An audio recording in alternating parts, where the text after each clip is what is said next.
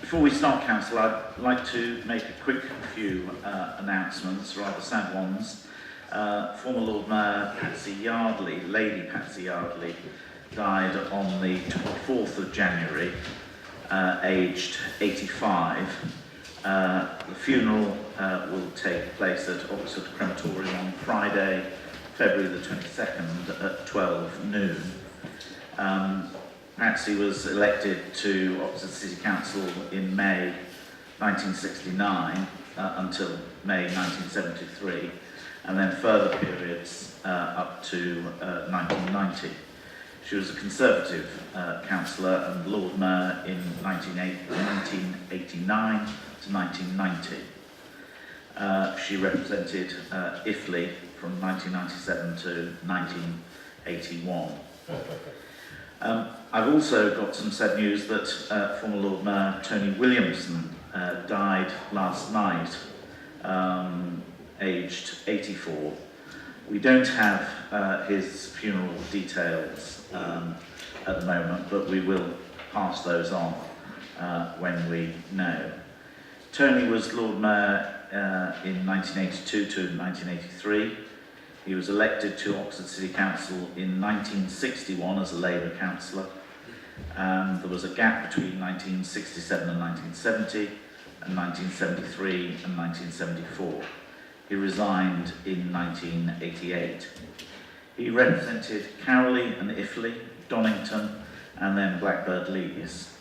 He sat on its housing committee for almost 25 years, serving as chairman for about 11 years. He was an honorary alderman of Oxfordshire County Council and one of the original members of the County Council when it was set up in 1973, and represented Labour in various seats in Oxford for 15 years. He was a canon of the Oxford Diocese and moved to Watlington in South Oxford. Became a parish councillor in 1989, chairing council for 6 years while still working as an associate priest. I'm sure we will have an opportunity to make further comments at a later date when the news has sunk in. I'd also like to say a quick few words about former Lord Mayor Jean Fuchs. Many of us were able to go to the memorial service on the 2nd of February, and I think in order to complete the honouring of her service to this council and to the other 2 former Lord Mayors, we should perhaps formally remember her life and those of the others, Tony and Patsy, with a minute's silence in the usual way. Can we do so?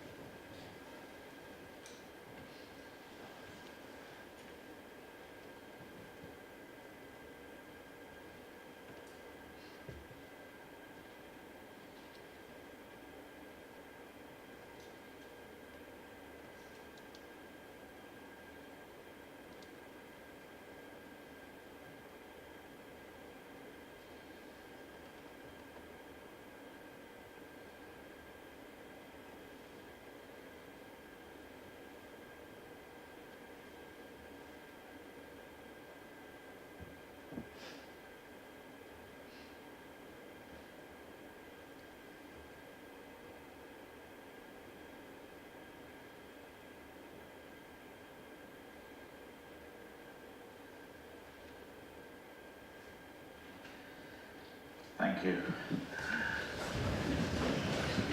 We now move to item 1, which is apologies. Jennifer. Yes, we have apologies tonight under law councillors Garden, Henwood, Tidball, Ireland Williamson, Aziz and Humberson. And I don't know if there's any more from the floor. John. Yeah, the creation of delay. Thank you. And Andrew. I give partial apologies, Lord Mayor. I'll have to leave before the end of the meeting. Thank you.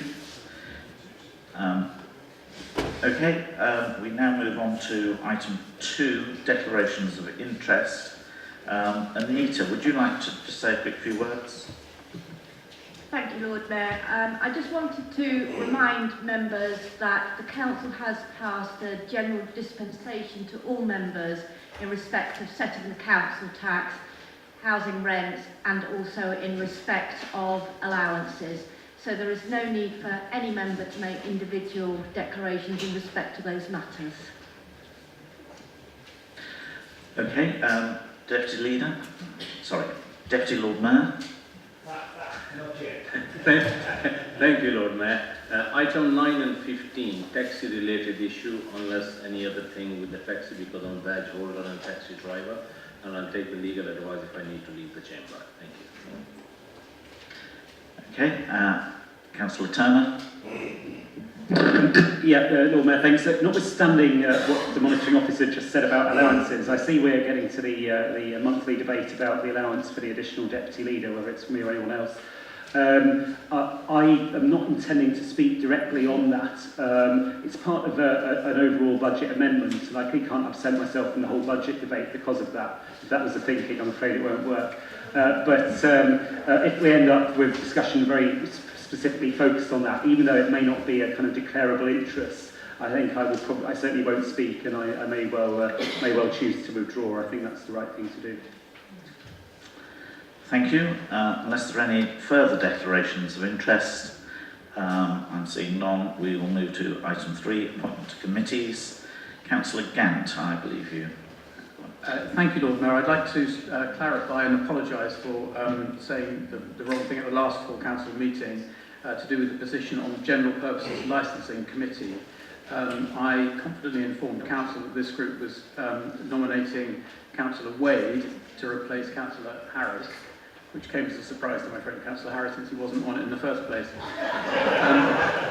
It should have been to replace Councillor Landell-Mills. Thank you. Thank you. Never apologise, never explain. Announcements. I'd like to remind people that the Lord Mayor's charity dinner is on the 9th of March. Book early to avoid disappointment. Should be a good evening.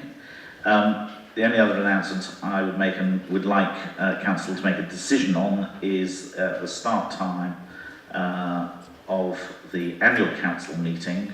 Usually it's at 4 p.m. We'd like to move it to 6 p.m.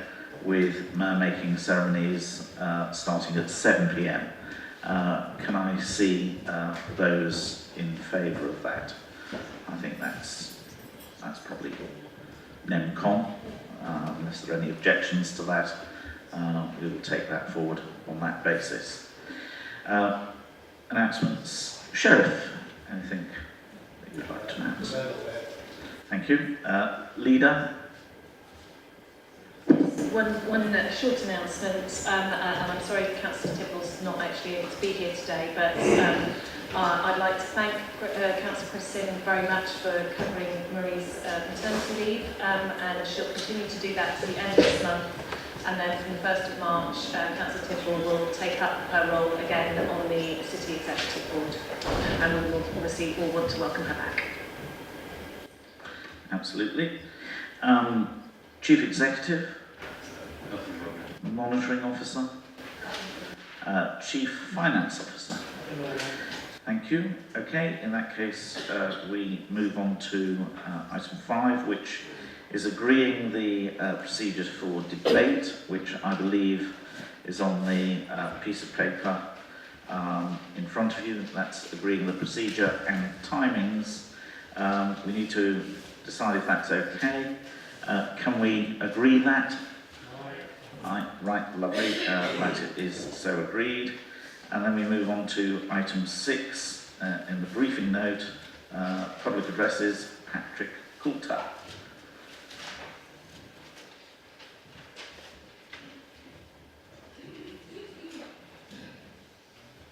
Good evening, Patrick. You have up to 5 minutes. Thank you. Is this working? It is, yeah. Thank you. Okay. I'm Patrick Coulter. I'm from the Headington Neighbourhood Forum. I'd just like to make a very short statement about agenda item 14, which is a community governance review for a community council for Headington. The Neighbourhood Forum warmly welcomes the governance review.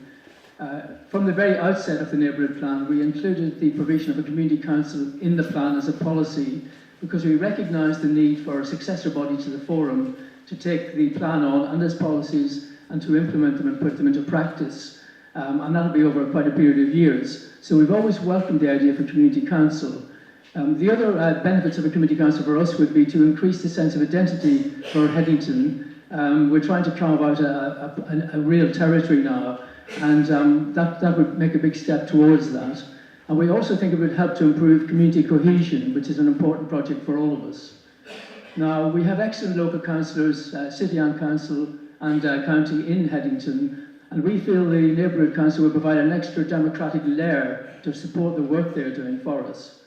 And we'd like to offer our help to the officers as they conduct the governance review. For example, we can help to encourage public response to the consultation and get a lot of the groups in Headington, of which are very many, to respond as well.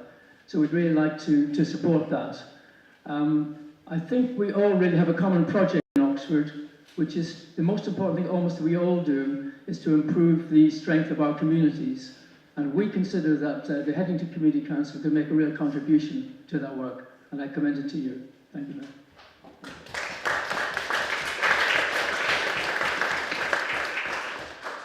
Thank you very much. Councillor Brown, would you like to respond?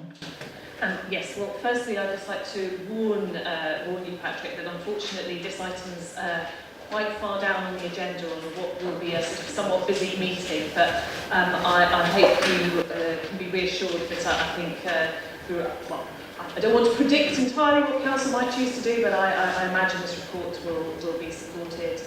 We all support the idea of local democracy, and this is a consultation report formally being put to Council.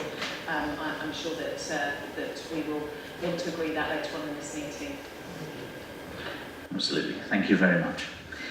Okay, we now move on to item 7, which is in the main agenda, page 13, report from the Council's Chief Finance Officer, Nigel. Thank you, Lord Mayor. Just by way of a brief overview, actually, this is a report under the Local Government Act 2003 that I prepare on the robustness of the estimates and adequacy of the reserves, which Council should take into consideration when it's setting the budget tonight. In terms of the robustness of estimates, these have been reviewed by both myself, the finance team, corporate management team, Scrutiny finance panel, and indeed the executive members. And in terms of the estimates and income and expenditure and assumptions, both in terms of revenue and capital, all areas of the Council in terms of the medium term. My conclusion is that whilst there are a number of uncertainties going forward, especially around business rates, the implication of Brexit and future income streams, the estimates are accurate and prudent based on the information we have at present. In terms of the accuracy of reserve or the adequacy of reserves, the authority is estimated to have around 55 million of reserves and balances as of the 1st of April 2019, and this is expected to fall to around 37 million 12 months later. These reserves are made up of earmarked reserves and also unring-fenced balances. The balances total around £4 million, which represents about 2.5% of gross expenditure.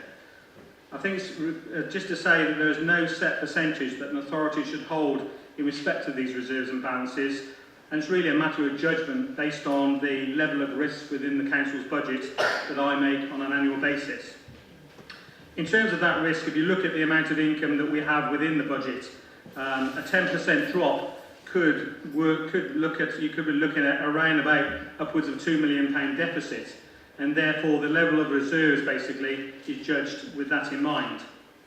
As these risks and uncertainty increase, it's important to ensure there's an adequate level of balances and reserves to protect the Council's revenue accounts for these unexpected eventualities.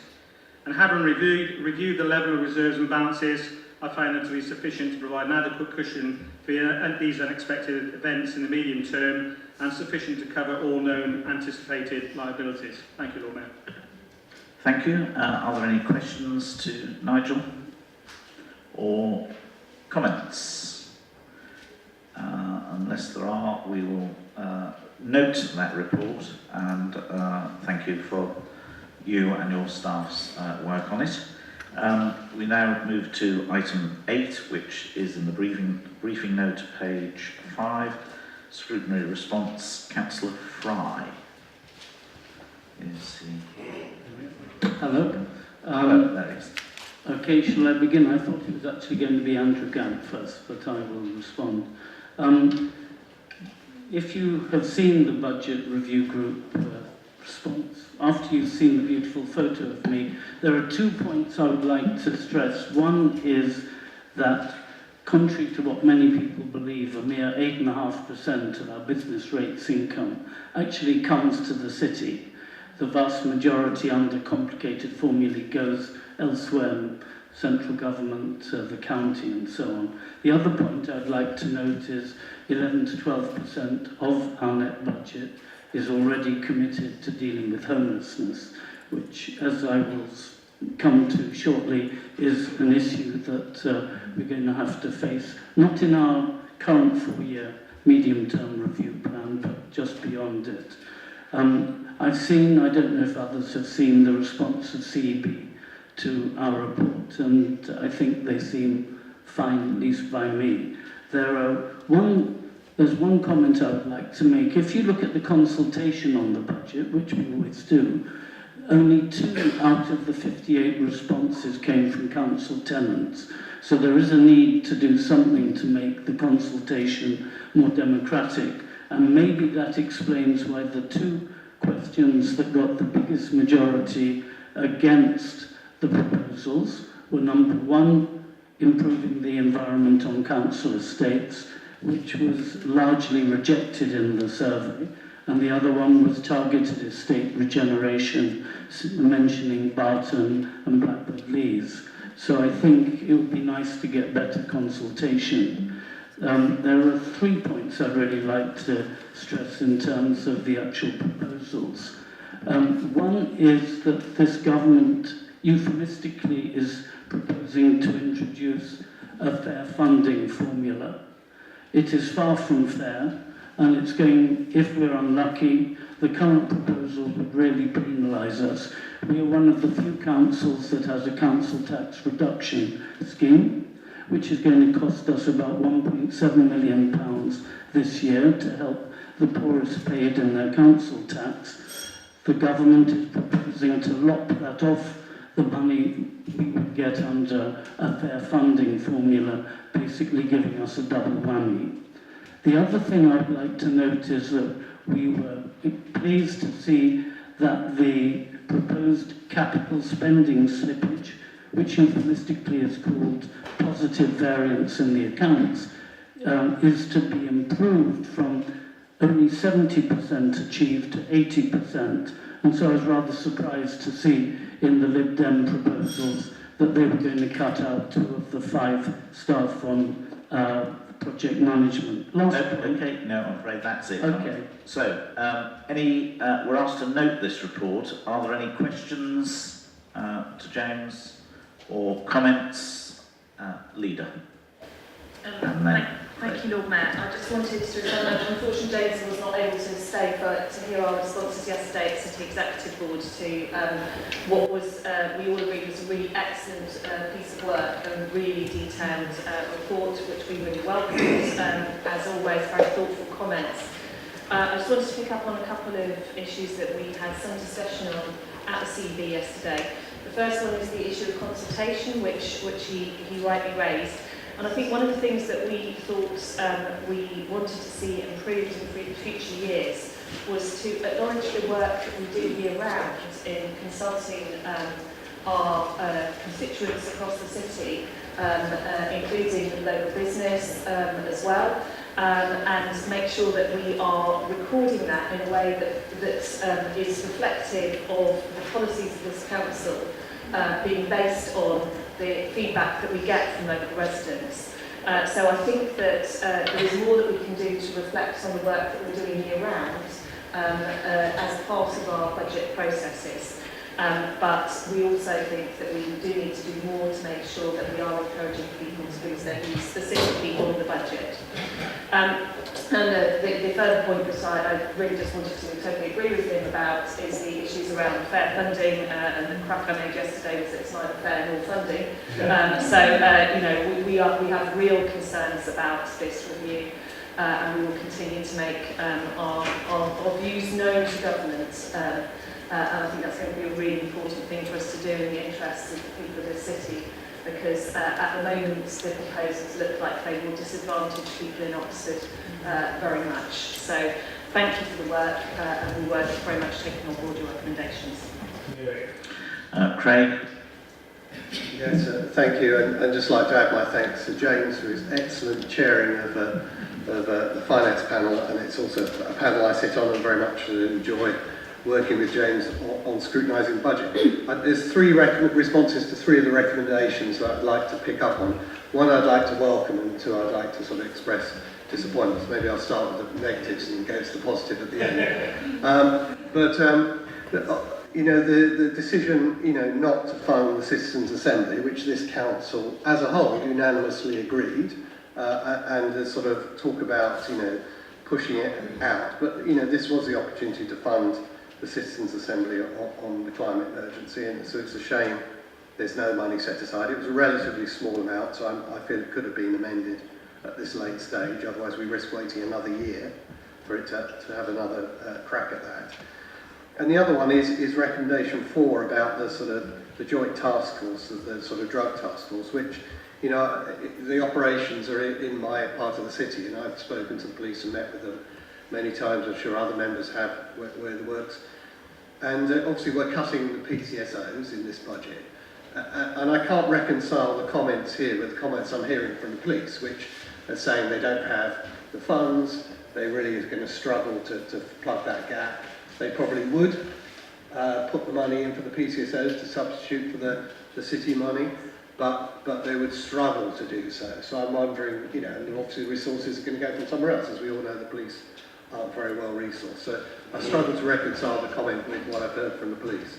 And just to end on an upbeat note, you know, the recommendation was mine, but James did tone it down a bit. So thank you for that, which was to make sure that all sort of future council plans have an environmental impact assessment associated with them. I'm glad to see that has been accepted, and I understand it will be resourced and describe what that will mean in future months, and I think very much like to be part of that decision, either through the finance panel or depending on how we take that forward. Councillor Pressel and then Councillor Hayes. I wondered if James could please tell us what his last point was. He'll have an opportunity when he sums up. Right, Councillor Hayes. Thanks, Lord Mayor. I want to address the points that Craig has raised, specifically around funding for citizen involvement in the next carbon strategy and secondly the drugs task force. I tend to think that we should come up with a plan before we try and fund it, and I think it's important that we do that thinking through about what that citizen involvement would be. If we're all, as we are, saying that 11 years remain before we have to stave off the worst of a warming world, then our next carbon strategy has to be absolutely right. It needs to hear the voices of citizens and campaigners, creators and experts. And so there's no point in doing some silly little consultation which isn't really going to get the right views. We need to make sure that we have the right views coming in to set the right course.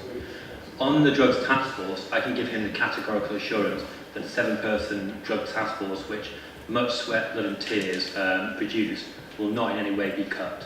It is having remarkable success. You'll be hearing more about that in the next 2 weeks. I'm glad that you're all seeing it having an effect within your own ward, as I am in mine, and I can give him the assurance that that isn't the case.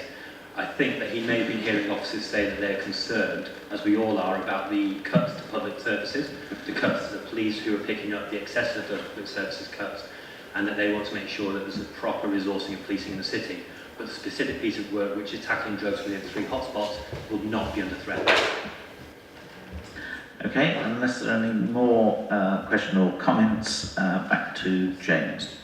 First, I must thank Susanna for a very helpful question. I mean, this wasn't set up. The one point I did want to emphasise, which is in our report, is that very prudently we have accumulated a homelessness reserve to pay for homelessness, which is, as I mentioned, a major item. On current predictions, unless we get extra fortuitous inflows of cash from the central or local or from the county, we will have exhausted that reserve by just at the end of our 4-year forecasting period. So that is one of the things, together with council tax reduction, that we highlight as something really that needs to have contingency planning. Thank you. Okay, thank you. We're asked to note that report, so I think we can probably do that. We then move on to items 9A to C in the main agenda papers, pages 27 to 45. And we have recommendations from the Licensing and Gambling Acts Committee. I would like to move those recommendations. They have been through that committee. And I need a seconder for that. Thank you. That was Councillor Gotch. And Councillor Clarkson, is there anything you wish to add to yours? No, nothing. I mean, people will notice that the charge, there have been virtually no increases in most of the charges. That is because we're not allowed to make a surplus, and officers are confident that they can,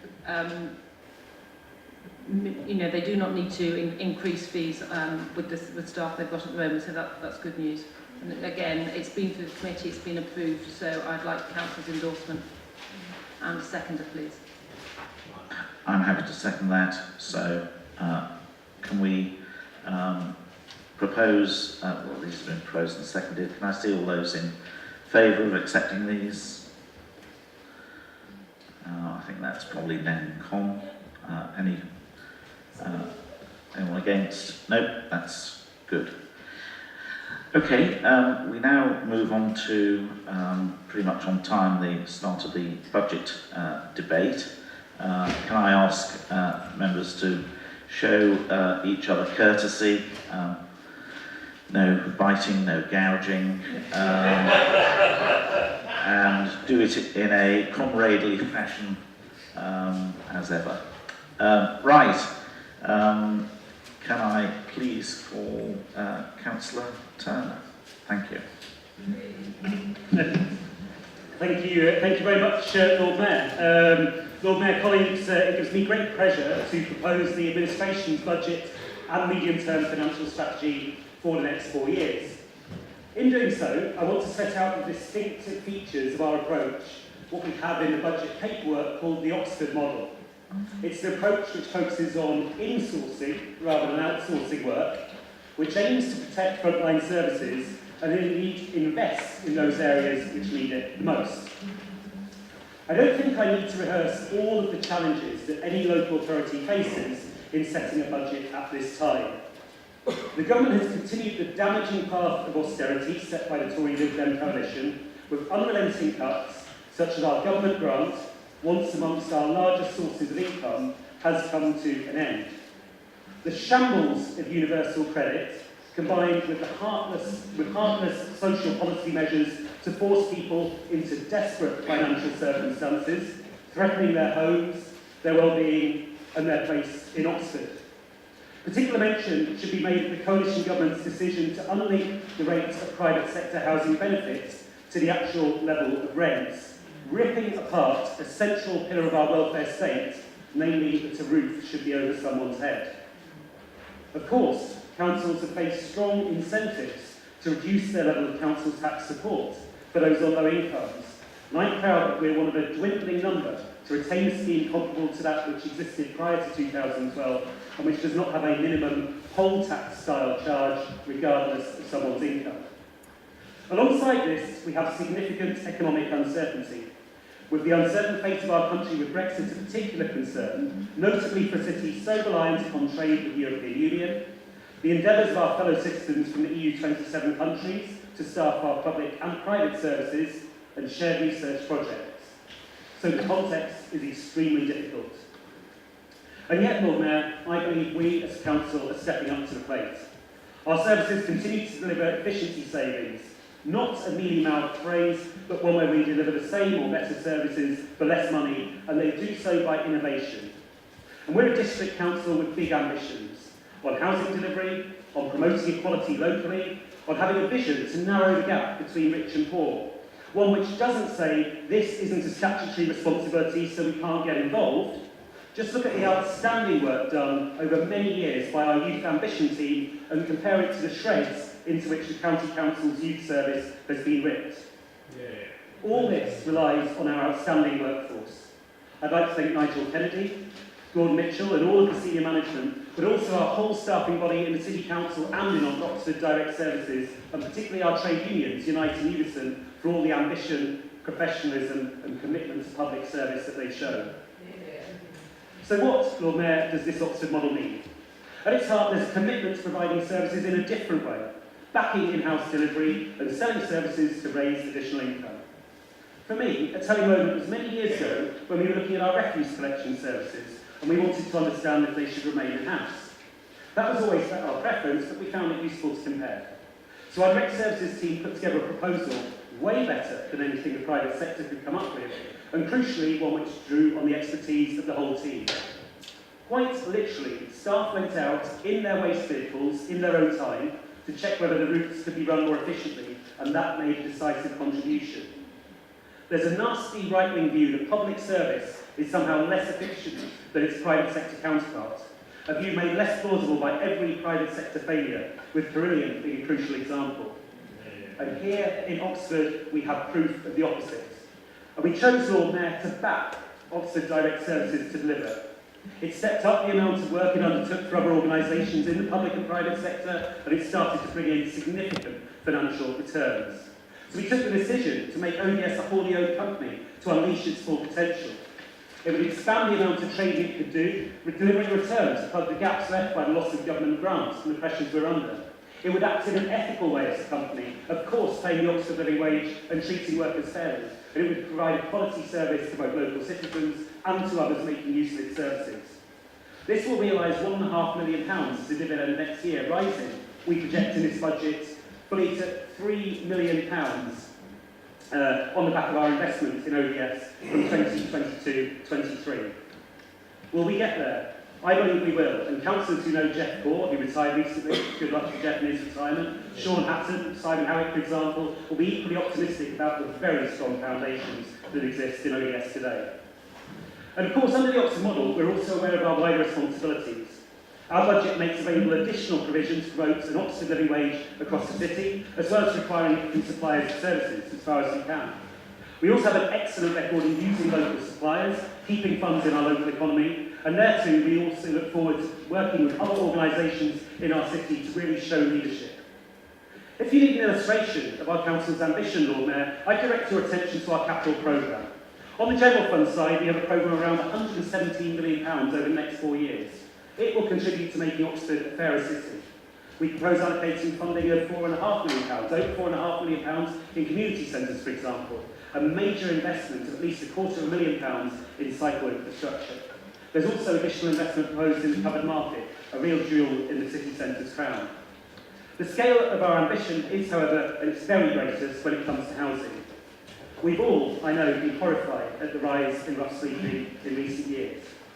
It's my view that until the government recognises the role its own policies have had in causing that, the main role, and indicates a willingness to do something about them, then we'll be swimming against the tide. And yet, the fate of vulnerable individuals is not something we can just put in a too difficult blame the government box. That's why we confirm in the proposal indicated last year to increase funding for rough sleeping initiatives by £200,000 annually in our base budget every year going forward. That's why there's the funding for the refurbishment and use of Floyd's Row as a centre of accommodation support for rough sleepers and extra emergency accommodation throughout the winter. Moreover, we're not losing sight of the need to support the supply of new housing either. £26 million will be spent procuring new homes for social rent at Barton, another £2.5 million for extra homes for use of social housing. We welcome the change of heart of South Oxfordshire District Council in relation to the much needed urban extension south of Grenoble Road, and we included £600,000 to enable that project to progress with partners. As an aside, Lord Mayor, I'm glad to see there are no opposition amendments on that proposal, and so I do hope this is something that we can now stand swelling behind around the council chamber. Over the coming months, we're going to undertake a fundamental review of how we deliver new housing in the light of the government's long overdue decision to lift the HRA borrowing cap. I think there'll be a role both for our locally owned housing company and for additional HRA borrowing. And the scale of the housing crisis in Oxford means we've got an obligation, political and moral, to do absolutely everything, to use every lever that presents itself to make rough sleeping, homelessness and insecure housing a thing of the past. As we increase our level of capital programme activity, we also need to be confident about delivery. Our new capital strategy that we're discussing later on proposes a slightly different process, and crucially, it means we have been circumspect about including initiatives in our list of projects until we're clear how much exactly they'll cost and when they can be delivered. This leads to an important message to councillors across the chamber. If the scheme you hope to see is not yet embraced by the council, never say never. We're open to good ideas wherever they come from, but formal inclusion in the capital programme has to be the final step rather than the first step. A few weeks ago, Council unanimously voted to recognise the emergency of climate change. There's already investment in clean bus technology, in transitioning to electric vehicles for ODS, in a zero emission zone in the city centre, and to increase the energy efficiency of our council housing stock. In this area, though, we are aware of the need to do more. Our new local plan proposes exactly new standards for new dwellings, and also has a radical proposal around car parking provision for those new developments, with car-free developments to become the default in areas with good public transport links and a residence parking zone. But in line with the motion last time, we want to have a conversation with people in our city so that this ambition isn't just shared by councillors and by activists, but the ambition to tackle climate change is truly embraced as an ambition for our whole city. I foresee again, Lord Mayor, that this is going to be a significant area of work in the coming years. There are other new initiatives in this budget as well. We propose installing drinking fountains in our parks. We propose a new creche at the Ferry Leisure Centre and free use of our leisure centres for people in our homeless pathway. We're increasing the core budget for town twinning, reflecting our city's internationalism. And Lord Mayor, on a very personal note, the fact that this year in Bond Week, or Oxford Week in Bonn I should say, there'll be young people from our city who've not been abroad before going away just weeks after the day we're due to leave the EU to play football and make new friends in our twin city is a great source of pride. Yeah. And let's not forget and take for granted those vital things in this budget which might feel like business as usual. We include funding of £458,000 every single year for our award-winning Youth Ambition programme. Why should young people from lower income families not have access, by some quirk of fate, to the same play and development opportunities as their better off peers? The outstanding work of this team will continue. We retain our full pot of grant funding and will look closely to see how our city's culture can be made available to all. The new Museum of Oxford benefits from investment by this council, as well as the Heritage Lottery Fund, and will delight both visitors and long-standing Oxford residents. We'll carry on collecting bulky items of waste for free. We'll retain the services of our welfare reform team, supporting some of our most vulnerable residents. And we propose to maintain in full our funding of the Advice Centre in Oxford throughout the planned period. These things aren't happening by accident, let alone because they're required in some way by the government. They're happening because of a deeply rooted political commitment to narrowing the gap between rich and poor in our city, by our desire to offer to all the opportunities that would otherwise only be available to the fortunate few, and by, at the same time, by the fact that under the Oxford model, we're able to bring in income that we can then support our wider social ambitions, as well as getting the bread and butter of council services right. So, Lord Mayor, I believe that this Oxford model is something we can stand proudly behind. As a Labour Council committed to narrowing the gap between rich and poor. As a Labour Council that will leave no stone unturned in its efforts to end rough sleeping and to tackle the housing crisis. As a Labour Council that will work with local people to tackle climate change and indeed air pollution, even when that can mean some difficult conversations. As a Labour Council that backs its workforce in the Council and in ODS to do great things. Even in these times when there's so much to feel pessimistic about, uncertain or often downright angry, this Labour Council, this Oxford model, shows a spirit of optimism, a real sense that our city's problems can be overcome, that we can make a difference, that we don't just have to bend to some sort of neoliberal zeitgeist demanding cuts and privatisation, And there's a radically different course available to us. That, Lord Mayor, is what this budget endorses, and that's why I encourage our councillors to support it this afternoon.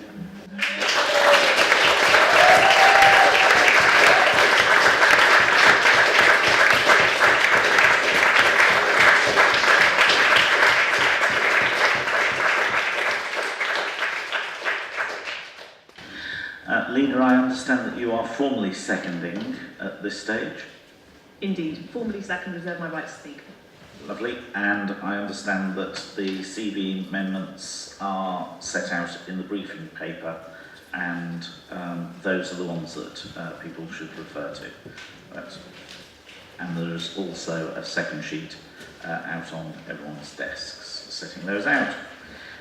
We now move to the proposed amendments from the Liberal Democrat group. Councillor Smith. Thank you, Lord Mayor, fellow councillors. This is the first Oxford City Council budget meeting for me, so I confess I'm a little bit nervous. Not that I'm a budget virgin though, as I've participated in many budget debates and more than I can remember, but each one is different. I am pleased to present our opposition budget amendments today and would like to thank Nigel Kennedy and team for his help in ensuring the Liberal Democrat proposals are robust. I would also like to express my thanks to Councillors Liz Wade and Andrew Gant, who have been helping understand some of the workings of the budget puzzle at the City Council. Liberal Democrats continue to stand by the fact that council tax is an unfair system of raising monies. It penalises those who are elderly or on low incomes, or just about managing. But until there is a total reform, we will have to continue to battle on with what we've got. Indeed, our budget proposals show that some additional savings could be made. It seems to me that every year local government is given more responsibilities, but without the finances to help. Indeed, councils will see the complete removal of the revenue grant and will be relying more and more on central government bits to help deliver vital services. Not satisfactory by any means. I think that's something we can agree on. This has been the case whichever party has been sat on in control on the green benches in Westminster. And I would like to now thank all the local government staff and the staff at the Oxford Direct Services and Housing for their sterling efforts in delivering local services, particularly to those in most vulnerable and those difficult to support in our society. Firstly, I'd like to concentrate on our amendments to the revenue budget lines. Our amendments show some additional savings that could be made, savings of over £200,000. Holding elections every 4 years would bring us into line with the rest of Oxfordshire and could save over £10,000 a year, year on year. It would also give our election staff more time to deal with more important electoral roles. Another saving of £5,000 could be made by cancelling the SRA to the second deputy leader, a flimsy decision made last year given the responsibilities as highlighted by our group leader, and one that seems quite unique in a council of this size. Surely this money would be better spent in supporting the homeless through the good work of the Gatehouse, perhaps. We would also not implement the £5,000 increase to the Unison and Unite salary budget. I was a bit puzzled, or more than a little puzzled, when I read this proposal in budget figures and asked for more information. This council actually spends over £108,000 a year on the two Unisons, and also compared to the county council, which only spends £86,000 a year. Now, don't get me wrong, I'm certainly not anti-supporting the good work that these unions do. Indeed, I was a member of Unison and benefited from their support while working. But surely this increase is a much higher percentage than any of our staff members are going to get. Our savings proposals also contain a reduction in the size of the council's executive board members from 10 to 8. We feel that given the size of this council, this would be a much better reflection of the duties of a council for this size. The saving would be £16,000 a year, year on year. Similarly, we propose that the communication team is reduced from 6 to 5. As mentioned before, our council teams have been successful in bidding for capital funds for new projects. Now, it might seem counterintuitive to accept our proposal to reduce the number of new posts to manage projects from 5 to 3. The cost of 5 new posts is given as £375,000 a year. These would be high-end salaries. Do we really need another 5 posts? Yes. Would it not be more prudent to engage 3, monitor how the projects are being delivered, and then decide how to increase the team? Given the low unemployment figures in Oxfordshire, it could also be argued that the council will not find it easy to recruit to these 5 new high-earning salary posts. Reducing the number of new management posts to 3 would give us a saving of £150,000 a year. The total of all these proposed savings is well over £234,000. The woes that trying to park at the JR Hospital are well known, and I understand the Trust would like to reconfigure the parking routes and spaces within the site. Viable, practical solutions need to be discussed. The JR has expanded and more people need to access their services there. For some, the only way to attend the hospital site is to drive. But if able-bodied persons, for example those going to interviews or to visit a new member of the family, and I think I'm going to be doing that for the 13th time in June, as the grandchild arrives, should be able to have a reliable alternative, and this could help ease the queues. Could the temporary rack parking that's been moved from the Oxford site to another site close to the A40 with an electric shuttle bus to and from the hospital site? We've added a budget line for this idea and would like to see it explored further. It would also help with improving the air quality actually in the Headington area, because we wouldn't have the queues of traffic there. The Liberal Democrat group has always argued that the extra parking at the Seacott site in the floodplain is not a good idea. Deleting this would save over £3 million, and we would be welcomed by many who are concerned about the environment there. We're also proposing the deletion of improvements to the Westgate area. Surely the successful businesses can be encouraged to pay for improvements there. Additionally, the £500,000 for pedestrianisation of Queen Street could be spent better elsewhere. Anyway, isn't it already used by pedestrians without hurt? And will we not have say this should be done responsibility of the Oxfordshire County Council? Our additional savings for the capital budget total over £4.5 million. And now for some capital proposals. We propose using up to £1 million capital to purchase extra homes for residents finding themselves homeless, sometimes through high rents and unscrupulous landlords. These properties could be rented as social housing, giving the council a return investment, and also much needed homes to residents on the waiting list. Another £1 million to include a cycleway and pedestrian footway along the flood alleviation channel to provide a good city link. Our district centres need help too, and we propose that the 47% hike in charges for parking in Headington, St Leonard's and Summertown charges are reversed. Additionally, £500,000 should be committed to improving the district centres and our city centre. The last, but not least one of the most important for me, is to see more capital spend to support the motion on climate change that we passed at our last full council meeting. And I would like to highlight our proposal to increase the City Council spend on cycle infrastructure. If we're to be serious about helping the increase in safe cycling, then the £250,000 proposed by the administration should be increased. We propose adding another £500,000 to that. We could see it spent on traffic filtering and other improvements that have shown to be successful in encouraging more cycling and improved air quality, for instance in Waltham Forest. There's some very good examples there. We all know that increased cycling is good for our health and for our environment. I commend the Lib Dem Group's budget amendments to you. Thank you, Lord Mayor. Thank you. Do we have a seconder who would like to speak? Liz. Thank you, Lord Mayor. Lord Mayor, fellow councillors, I want to second the amendments proposed by the Lib Dems to this budget and to speak to some of the items which my colleague hasn't covered, in the hope that you might see the value of supporting them. It's what soldiers used to call the forlorn hope, I think. But there are 4 items that we propose to find from the revenue budget and 1 from capital. The first item is a figure of £20,000 for investment in low-carbon hub initiatives.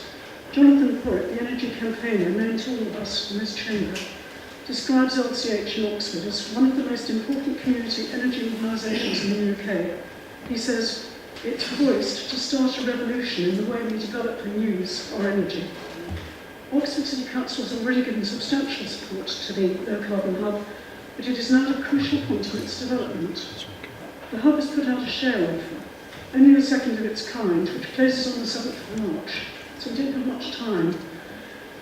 And it has a target of 5% return in the 4th year. The investment of 20k that we propose is not a lot in itself, but it would be a tremendous boost to the low carbon hub to know that it has the support of the city in this exciting venture. I hope we can give them this support. The second item is 19k, which is to support the continued use of the central reporting safeguarding system for increasing the protection of our children and vulnerable adults in our community. This is a system which has only been going for 6 months, but it allows the city to effectively manage and track safeguarding concerns. Before the system was implemented last August, the city had no consistent approach to how concerns were dealt with and weren't able to manage the whole process. But the system has only been given funding for 12 months to July 19 and needs to be renewed if it's going to be in May, which is still going to be a promise. The system has made a real difference to the city's ability to deliver safeguarding, but there is inevitably a cost if it's to continue. 6,000 a year for the system and 13,000 a year for staff time, a total of just £19,000 per annum for an absolutely vital and well-evidenced resource that's already showing excellent results. The third item is 100k from the capital budget for an additional monitoring station for diesel particulates, and 10,000 per annum from revenue for its maintenance costs. The cost of the station is very much dependent on where equipment is located, but there is guidance from DEFRA which we have followed, and we have gone for the high end of their specifications. So hopefully by the end of the year it won't be as expensive as it is now. I think it's true to say that everybody in this chamber understands the need to reduce particulates in the city centre. Finally, Experience Oxfordshire. Our proposal is to reinstate both the grant and the use of property.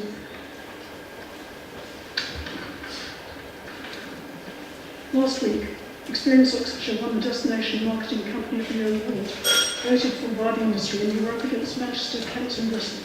I think that's probably it, Liz. Okay. I'm sure others will be able to make points on your behalf. Okay, we now move into debate on the amendment. Deputy Lord Mayor. Thank you, Lord Mayor. I'll be just speaking briefly. I mean, in our starting remarks, Councillor Smith mentioned about the council tax, how opposed she is. But when they were in a government, coalition government with the Tories, but their MPs and their allies did nothing but to support, and they did not bring any amendment or anything to change the law if they wanted to abolish that. They had the opportunity to do so when they were the Deputy Prime Minister in the government, but they did not do so. Matter of fact is they supported every single cut that Tory, Lib Dem government proposed that time in the return of 20 odd ministerial cars. So never let them forget that. So they were the partner in a way to inflict a misery of the millions of people around this country when the cuts had started under the coalition. And then again, I find a slightly kind of hypocrisy in a way where we can talk about a pollution in Haddington because the traffic load and everything. On the same time, we really want to oppose the Seaport Park and Ride because we will oppose it so more people can drive into the city, pollute our city, and that's how much they care about, and they have an understanding of a climate change and how to avoid the people to pollution through it. So it's all right if you can do something about my ward, but I don't care about the other side. This council is about to protecting the interest of the whole city. Either you live in the south and east, north and west, we are here to protect people's rights to live in a fresh and greener clear, and we are committed to that. I think I want to stop there because I will let the other pick up the other points. Thank you. Thank you. Councillor John Tanner and then Councillor Tom Hayes. Thank you, Lord Mayor. I'd like to oppose the Liberal Democrat amendment and support very much the Labour proposal. It does seem to me that the Liberal Democrat amendment is very disappointing. It's a mixture of local pork barrel politics and foot-in-mouth politics. They talk about benefits, as the Deputy Lord Mayor has just said, for the areas they happen to represent, but not for other areas of the city. And then they really reveal their true colours. They want fewer elections. They want to keep people in the dark by cutting press officers. And they want to bash the unions. It's all there. And I think that's very disappointing, and I really hoped better for them. Now, Lord Mayor, I shall certainly be supporting the Labour budget for a number of reasons, but one of the main ones is because it's an excellent green budget. What we need is not green add-ons in this climate change emergency. We need dealing with climate change right the way through, so that every pound of our budget, Lord Mayor, is a green pound. And I've just picked out some of the examples in our budget which deal with that. I believe that park and ride and getting people out of their cars and into buses and onto bikes is a good thing. Good for the planet, good for people, good financially as well. But so our expansion of park and ride, our keeping down the costs of people parking at park and ride makes a lot of sense. The transfer station at Redbridge will save a lot of miles, diesel miles by dustbin lorries that currently go down to Cullen will no longer have to. We are renewing our fleet with more electric cars and more environmentally sustainable vehicles. We're building more new homes, whether it's in Barton or at Oxpens, energy efficient homes. Some of us would like to see them zero carbon, and we'll be campaigning for that, but at least they will be energy efficient. And of course, there is the zero emission zone, Lord Mayor, with the cleaner buses and the cleaner taxis.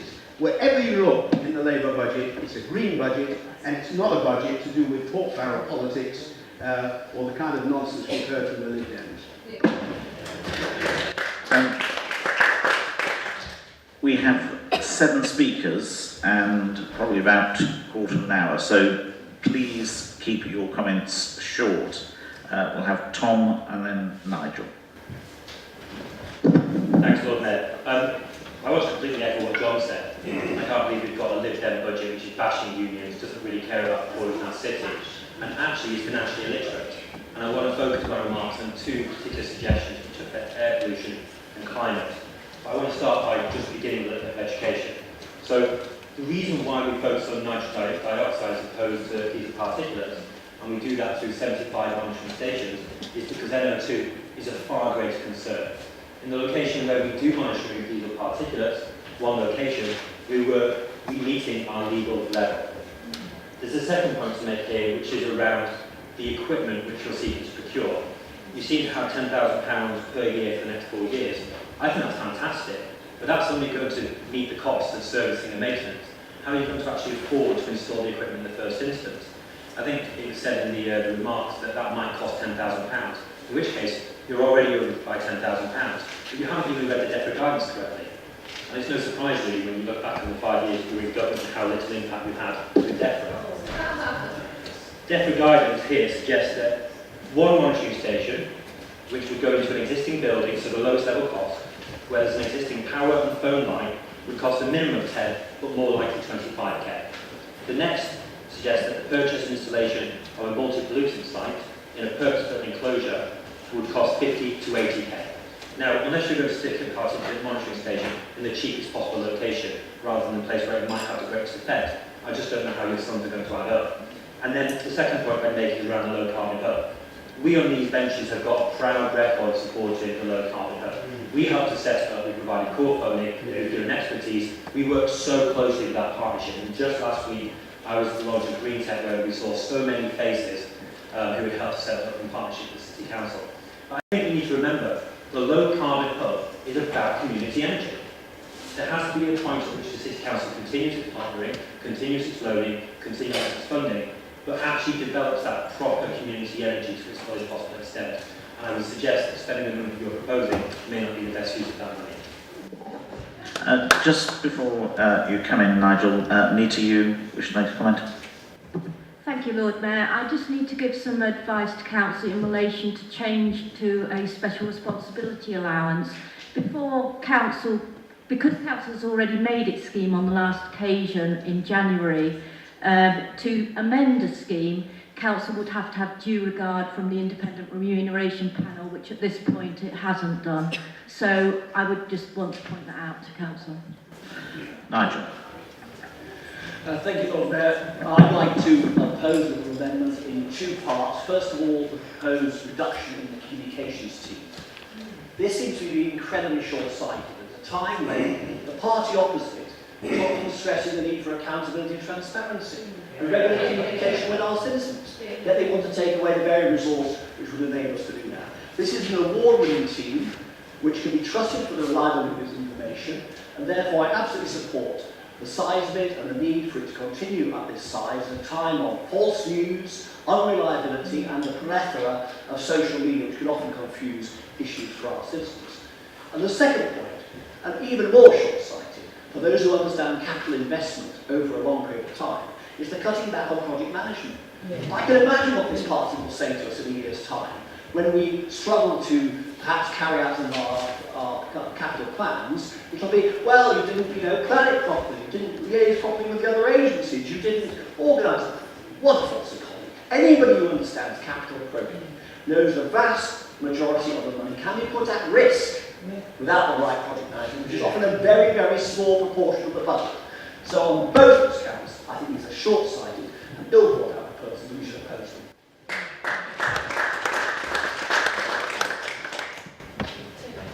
We have 10 minutes and 6 speakers. Linda. At this stage, I'd just like to say that I'll be voting against the Lib Dem amendment, and I'd like to draw attention to something which neither Councillor Smith or Councillor Wade actually mentioned in their speeches, maybe you overlooked it, and that's the deletion of our proposal to trial childcare at Ferry Leisure Centre. We have a creche at Blackburn Leeds Leisure Centre, it's well loved, it's well used, and quite frankly, I'm really shocked that you would deny that to Ferry Centre users. I grew up in North Oxford. I know not everyone has a nanny or can afford the fees to join the private kids school. This was a way of actually, increasing access to our leisure centre for new parents. And as we all know, the benefits that provides not just physical health but to mental health as well. When you've got a new child and you really need to take some time out for yourself. So I'm just let's draw attention to the fact that we completely overlooked that in your speech. Craig.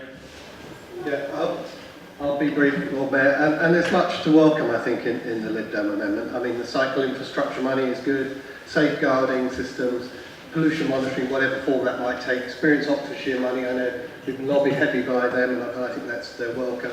And small though the low carbon hub investment is, that recognition of the work they're doing is important. But the real gem in the Lib Dem amendment, it also appears in the Green amendment, is a cancellation of Seacourt Park and Ride. How can £5 million spent on Park and Ride extension possibly be a green pound? It's a brown pound. And just do the sums, that's £6,000 per parking space. I'll say it again because it's difficult to believe. £6,000 per parking space. You can cover it in solar panels for half that price. Now, so how's it? And this myth about stopping cars getting into city centre. The way to stop pollution in city centre is to introduce a zero emission zone, which is what we're doing. So, and also at the same time you have the county putting park and rides around the city to service the city, 1,000 parking spaces in Ancient. We intercept the very cars that are coming to Seacourt. So that's, if you're going to make an environmental argument for stopping cars travelling, you need to push them back and actually put park and rides closer to where people are coming from, which is what the county are doing. There's absolutely no justification for this escalating cost and this brown pounds, 5 million of them being spent on Seacourt Park and Ride.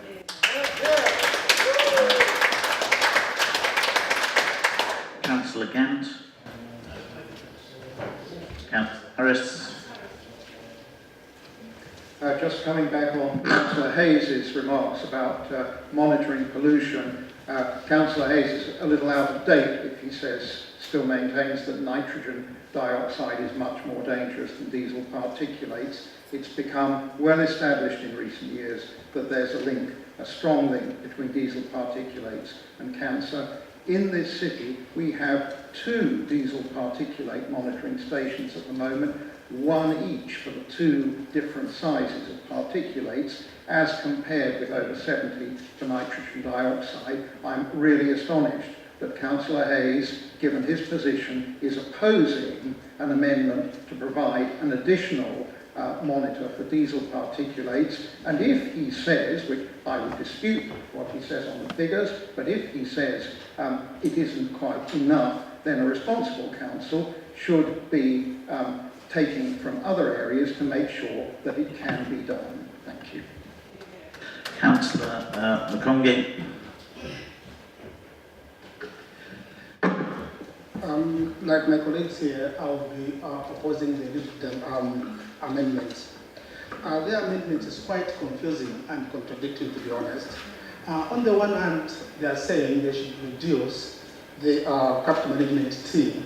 On the other hand, they are advocating increase in the capital expenditure for climate change. Then I was asking myself, with this council, with a budget of over 100 million, over a medium-term financial strategy, obviously, and it's justifiable to keep those financial project teams. So I'll be opposing the amendment.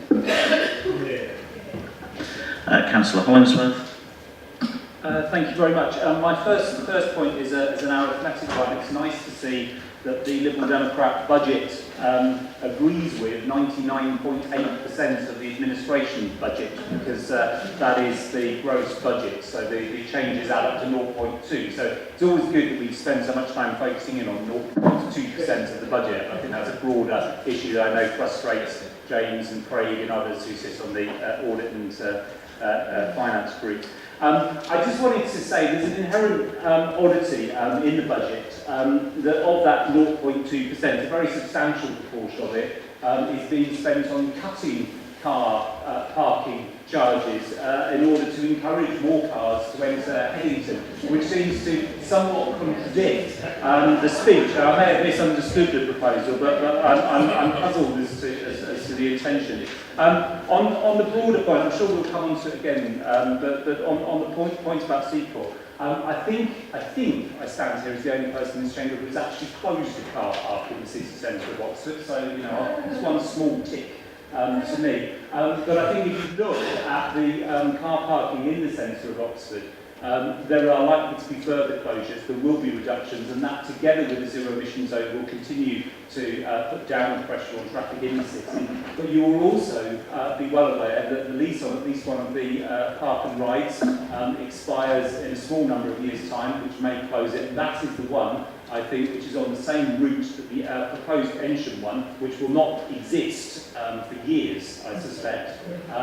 So I think that on balance, the provision of the Seaport one, the Seaport extension, is a sensible way of shifting parking from the city centre and doing it in advance of the putative plans, which County Council hasn't got a timescale for implementing its schemes further out, not least given the risk that we lose one of the existing park and rides. And we do not want to replace that with cheaper parking on, in our suburban areas, encouraging further cars to come into the city. We need to do precisely the opposite, and that's why I'm puzzled as to the direction of this budget, which appears to point in many directions simultaneously.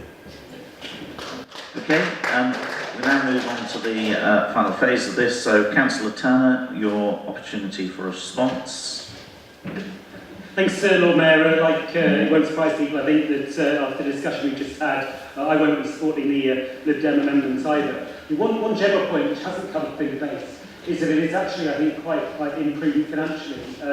It stacks up in the short term, in arithmetical terms, and that's fine. But in the long term, what it does is it builds revenue expenditure on sand. It shuffles money away from revenue contributions to capital, so money essentially which is one-off and only available once, and puts it instead into core revenue expenditure. And I think that's unwise, particularly in the financial climate that we face. There are fancy projects in here. I think the reasons why it is pretty irresponsible given the size of our capital programme, and to be honest, the difficulties we faced here too, to be cutting the capital, to be cutting the project management expertise that we need to invest in.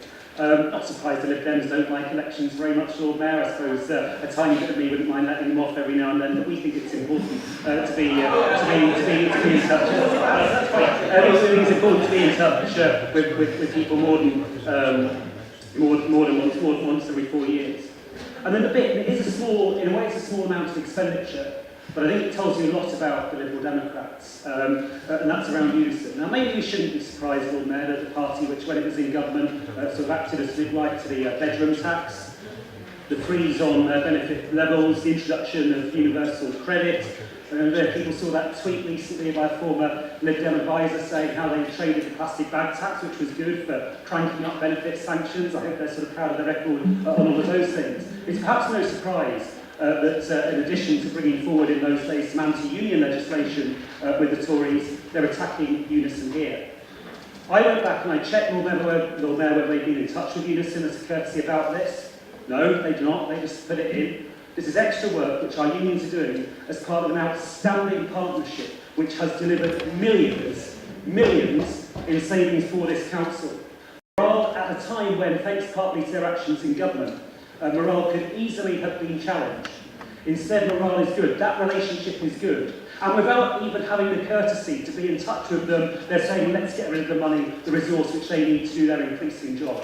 I am furious about that, Lord Mayor. I want to put on record my opposition, and therefore what I will be doing is moving, we have a name vote on this Lib Dem amendment, so that those of us who are so angry at this attack on trade unions can give voice to our opposition. That's why I'm opposing it.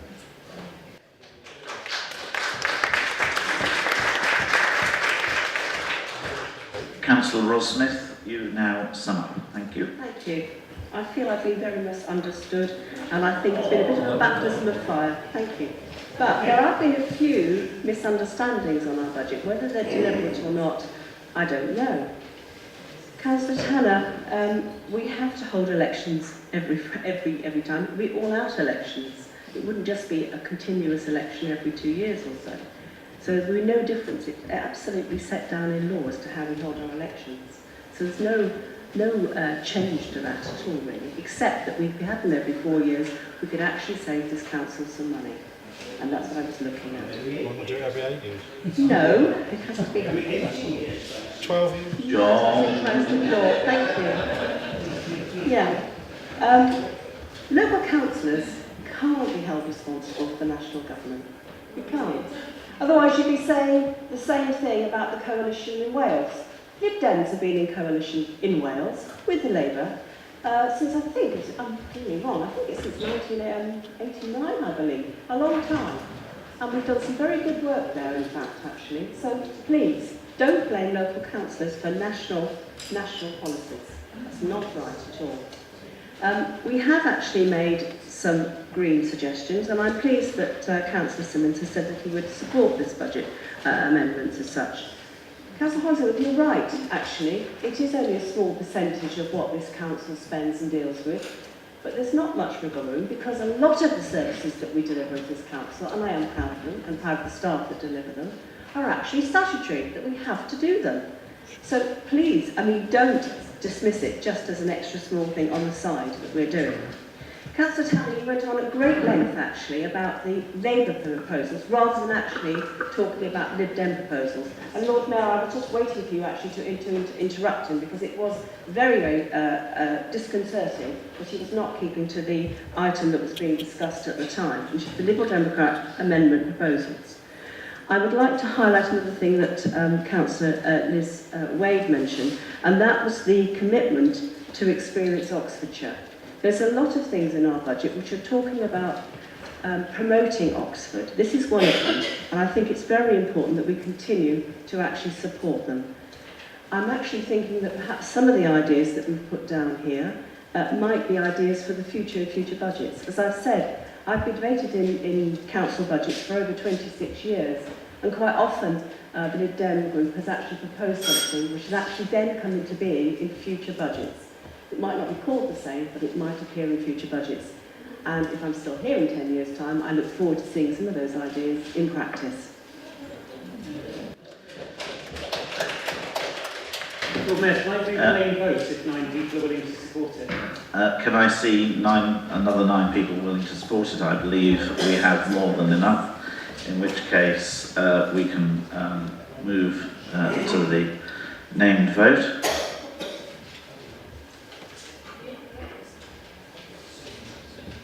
I'm very well. So we have a Liberal Democrat amendment. Can I see those in favour? In order. In order. To name vote, yes, in order.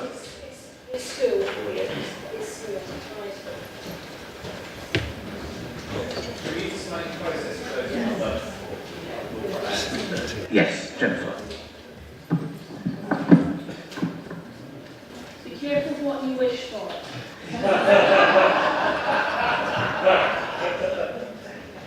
This is practice for later.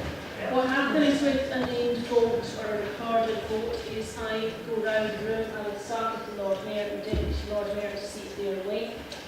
And then I go round in alphabetical order, and when I call out your name, you have to say whether you are for or against or abstain on the proposal on the table. Is that clear? Yeah. So go around like school, call out your name, and then you have to say whether you are for or against or abstaining on the proposal. On the Lib Dem amendments, Lord Mayor? Against. Deputy Lord Mayor? Against. Councillor Simmons? The Sheriff? Abstain. Abstain. Councillor Altaf Khan? For excellent amendment.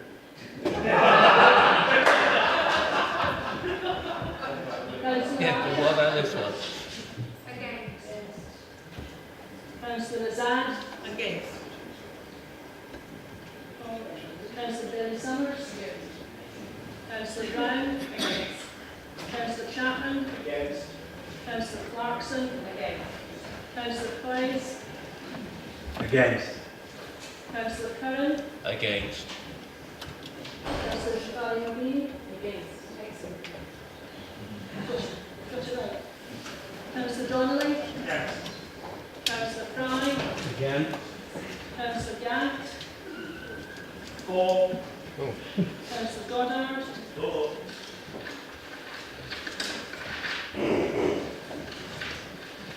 Councillor Gotch? For. Councillor Harris? For. Councillor Hayes? Strongly against. Here, Councillor Hollingsworth? Against. Councillor Howlett? Against. Councillor Kennedy? Councillor Landon Mills? For. Councillor Nigel? Against. Councillor McCongie? Councillor Pretzel? Against. I did, sorry. Councillor McManus? Very against. Yes. Councillor Rowney? As President United Member against. Councillor Rush? Against. Councillor Singh? Against. Councillor Smith? Linda, sorry. Against. Councillor Rossmith? For. Councillor Tanner? Against. Councillor Tarver? Against. Councillor Taylor? Also against. He's not here. Councillor Turner? Against. Councillor Upton? Against. Councillor Wade? Councillor Wolfe? Abstain. And Kylie Sender. Okay. Thank you. We now move on to the proposal of the Green Group. Councillor Simmons. Thank you, Lord Mayor. And first, let me thank staff for continuing hard work and their commitment to public service. I'd very much like to echo the comments that have gone before. Alex Hollingsworth might remember on 14th February 2005, Valentine's Day, there was an amazing budget where the Greens and Labour came together and the press had a field day. You had a picture of us, a composite photo, has to be said, in the press with a big heart between us. This was before Tinder. We came together. One of the price of our support at that point was to start a carbon management strategy and to get officers in post to do that. And because of that, in 2005, we started our first carbon management strategy, which is now in its third iteration. And because of that, and pressure from the Greens on an ongoing basis, you know, we made progress, and we were generally recognised as one of the leading councils. But fast forward to 2019, and the reality is many councils have caught up with us. In fact, I looked at the figures that are available from the government, and in fact, Oxford as a whole is only very slightly better in terms of fractions of percent better than the UK average. So in fact, and our annual report showed we actually increased our use of fossil fuels last year. And you might have also heard the Institute for Public Policy Research published this week saying that politicians are failing to grasp the gravity of the situation around climate change. And that's indeed the case, and sadly I think it might be the case in this chamber. All the parties came together on 28th of January and declared a climate emergency, and the Green Budget Amendment this year shamelessly tries to focus on this and see what a green budget would mean. If we really did accept we had a climate emergency, what would that budget look like? Because indeed, if we had declared a climate emergency, spoke of the urgent need for a step change, which we did, called for a radically different approach to how we approach climate change, and then went ahead with a business as usual budget, indeed, people would be right to be sceptical of this council's view on climate change. Sadly, the budget, although it does put sums, as has been mentioned, into energy efficiency, supporting electric vehicles, it puts more into expanding car parking. And this is at a time when the resources we have, and as has been said, we only have limited resources. Once it's spent on parking and car parks, that's it, it's gone, it's tarmac. You can't reclaim it again. Yes, as has been said many times, Oxford's emissions are only 1.5% of the city's total, but our influence spreads far beyond our own meagre emissions. Who else can impact on planning, on transport, behaviour change, energy investment, strategy and policy in the city to the extent that we can? Who else has a convening power necessary to bring together the local organisations that we need to tackle climate change? And looking beyond Oxford in the UK, who better to act as ambassador for a more sustainable future? If we don't take the lead locally on climate change, who else will? And in formulating our budget amendment, we invited groups that supported the climate emergency motion, along with all those councillors who spoke in support of it, along to a participatory budgetary session here in this very chamber on 7th of February. And despite the short notice, we've got 40 people turning up, and that represented Lib Dems, Greens and Labour members. And the Green Amendment includes many of those ideas. And I'd like to start by focusing on the capital budget, because that's where we've done most to help tackle climate change. We've cancelled the 4.2 million remaining on expanding the Seacourt Park and Ride, and the cost recently jumped, and people noticed in the amendment, by another 950,000. This is scandalous. We keep throwing good money after bad. And we've chosen option 5 from the business case report for Oxbones and Redbridge Park and Ride, which involves removing and selling the staging rather than moving it to another car park. And that saves another 1.3 million. And the 5.5 million we saved, it's 5.5 million. This is not an insubstantial sum. We spent on actually helping the transition to a low carbon economy. And to just give you an idea of what we propose spending the money on, and these are not just idle ideas, these are ones we've checked up with all the businesses involved, who's obviously checked up and had it approved by a finance officer. These are actually practical, implementable ideas. We've put £2 million into funding solar installations in Oxford. And for example, that's enough to put solar canopies over 1,000 car parking spaces at the Park and Ride. So 1,000, rather than using it to extend more tarmac, why not put money into solar panels? And that's just one example. But we've talked to the Low Carbon Hub, and yes, they can accept money, and yes, we are part of the community, so we're not capped in how much we can invest in that. And so that's one of the things we're proposing, whether it's through Low Carbon Hub or another model. That model exists that has a good return on investment. We put 0.9 million into massively expanding the electric vehicle charging network in Oxford in advance of the zero emission zone. And that includes additional charging points free to use for taxi drivers, because I think if we're going to force them to upgrade the vehicles, and there's changes later to the taxi licensing, we should at least incentivise that still further.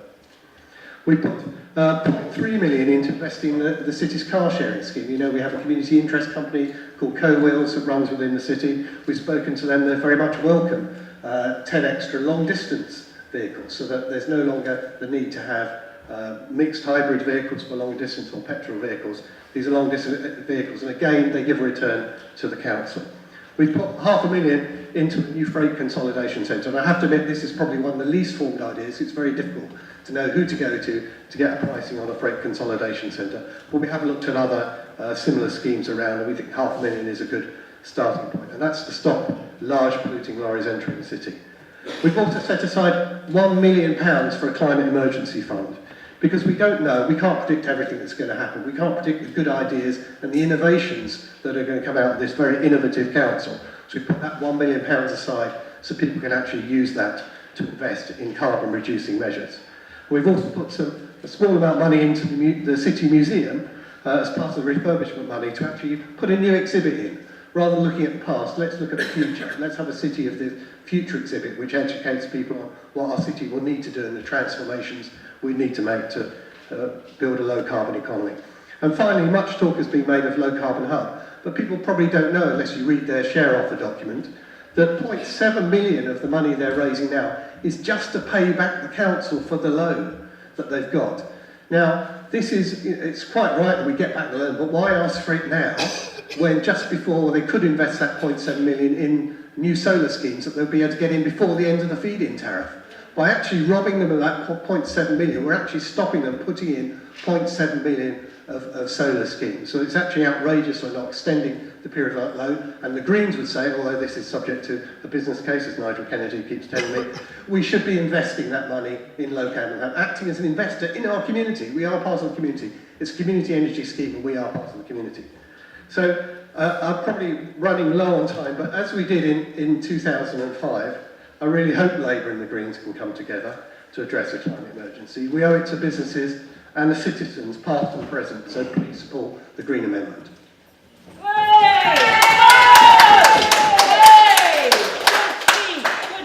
Councillor Wolfe, would you like to second? Thank you. I would, Lord Mayor. Yes, thank you. There is, of course, an enormous amount to commend in the Labour budget, particularly the commitment to social justice comes through very clearly. But when it comes to the climate emergency and the green side of it, there's a certain amount of greenwash. That's not entirely fair. I think what's going on is that there are tensions within the council between those who really do take this matter seriously and those who actually don't. I was very struck by the consultation on the budget that went out to the public. We consulted with the public on our budget, and there was no mention whatsoever of carbon emissions or carbon reductions. There was only one point in that budget consultation where it was mentioned, and that was in the council housing section on energy efficiency of council houses. But on the capital revenue budget questions, complete silence. So there's something not right. We haven't quite clocked yet that we've got to make a shift. And that's why we're addressing what we're doing. Now, I'm just going to pick up a few of the little things and just expand a little bit. Carbon budgeting is something which has already been happening, is going to become a major part of the future. We can apply, we can work out what the carbon emissions attached to everything you buy in the shops are, to every activity, every activity in every council department. We can assess what the carbon emissions implications of those things are. We've already run a pilot in this city council, carbon budgeting forward, department by department. And as far as I understand, it was relatively successful, but it was discontinued because it took a lot of resource, it needed more human resource. And that is why in our proposal there is a carbon accountant proposal. It's not trivial. This is, if we're going to, instead of retrospectively accounting, oh, we didn't do very well last year, we can budget forward for our council carbon emissions as we look forward. Little point about the taxi, dedicated taxi charging points. This is quite important. Taxi drivers often sit in their cabs waiting for trade. They often sometimes leave their engines running because they've got to be heated. This is their workplace. They've got to stay warm. You can't do that in an electric vehicle unless you can plug in. So it's really important that taxi drivers have charging points, otherwise they're going to get pretty cold over the winter, really important. The Sea Court argument, this isn't really the place to have a transport debate, although I would add that Park and Ride, of course, undermines rural bus services if we were to get them. It's about return on investment. If you want a return on investment, the car park isn't the way to go. Investment in renewable energy produces returns big time, as anybody that invests in renewable energy knows. Lastly, freight consolidation. I seem to remember there was a unanimously passed motion in this council chamber, good 5 or 6 years ago, in which we supported the idea of freight consolidation. You'll have to wind up there. Thank you. We now move on to Councillor Harris. I will be supporting this amendment because it reflects the motion that we passed at the last meeting declaring that there is a climate change emergency. That motion was passed unanimously. We cannot simply then go to business as usual, carrying on with the traditional mix of programmes. The measures that the Green Amendment puts forward are substantial. They are a significant change from the way we've been going until now. Not proceeding with the extension of the Sea Court Park and Ride, but using instead that money to provide solar panel canopies over Park and Ride car parks will result in a dramatic energy saving. And that is the sort of major change that we have to make if we're serious about tackling the climate change emergency. And the other proposals are all likewise serious positive steps to tackle that emergency. So I urge councillors to support them in the spirit of unanimity and substantive progress that we showed at our last meeting. Thank you.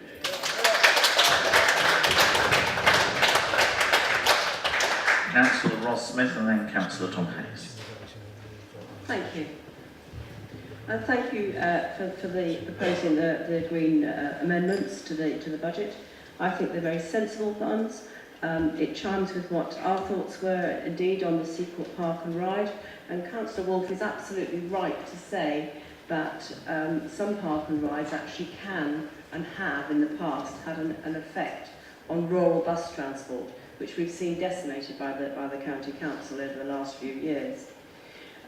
One thing I noticed actually was the investment in the 10 long-range electric vehicles for the city car clubs. Absolutely agree with that, but perhaps it ought to mention hydro as well too.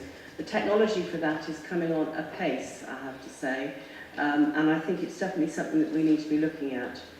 With regard to support for taxi businesses having electric vehicles as such, I'd absolutely agree. I think the last time my husband actually looked at the cost of having an electric taxi, it was something like 70 to 80 or 85,000 pounds if it was disabled access as well too, or a less able-bodied person. So, and a massive investment in fact actually for these individual businesses. So absolutely needs some financial help for that, and I think it was right to recognise it. So I should be supporting the Green amendments this evening. Councillor Hayes. Thanks, Lord Mayor. In sharp contrast to how I addressed the Lib Dem amendment, I want to welcome some of the thoughts in the Green amendment. I won't be voting for it, but that's because the devil's in the detail, and I think there are some suggestions of spending here which aren't quite right. So I do welcome the innovation and the thinking that you've got going on here. And as we passed the motion at last full council unanimously calling it a climate emergency, so we need to have cross-party working to deliver and implement that. And so after this budget, I hope we will come together, Labour and Green, and have some conversations about how to do that. Specifically on the suggestions of spending, I just want to run through a few of these and raise concerns. There's a £2 million provision here. My understanding around the £2 million provision is actually that when we have costed that, and when the low carbon hub have costed that, and they've looked at the business case, they've decided that it doesn't stack up. So I would want to go away and have a further conversation with the low carbon hub to see whether what they've said to us is in fact still correct. I strongly suspect that it would be. But I would want to highlight the fact that actually in terms of solar PV, we are very much in that territory already. We've got the Leeds Pool having an expansion of its solar carport, and we're looking to replicate that at the Art and Leisure Centre. Secondly, there's been some discussion around the need to support our hat and carriage trade and to have money going into the investment around electric charging infrastructure. It won't surprise you to hear that I completely support that in terms of that goal. I think the spending here doesn't quite need to happen from within the City Council budget, in very large part because we've succeeded in securing 2.5 million from elsewhere to do much of that spending already. And it's also worth dwelling on the point around the hat and carriage trade. I just did a count, I've seen the hat and carriage trade representatives 38 times since May to have a sense of what they need. So when I say that they don't necessarily need this, I feel confident in that. And that's in large part because we've got £475,000, which is going directly into 19 charges, which have priority access for happy carriages. And the first 2 rapid charges are going into the ground in April. The next point we make is around the 1.2 million climate emergency fund. Now, I recognise that some of the detail here is a little bit vague. We specify that we want to do a bit of thinking about how you might spend that money. But given that it refers back to the previous suggestions, it seems like we're potentially double counting here. And when time money is so scarce in the council, I want to make sure that we're very clear about how we're spending that money. And then you make a suggestion around £0.7 million, which would go to low carbon dust, particularly as it's linked into the feed-in tariff. Now, I had signed a letter with other councils calling for an extension of the feed-in tariff as councils campaign against closure. The bridging loan we sent to the low carbon pub has helped them to actually put some projects to work.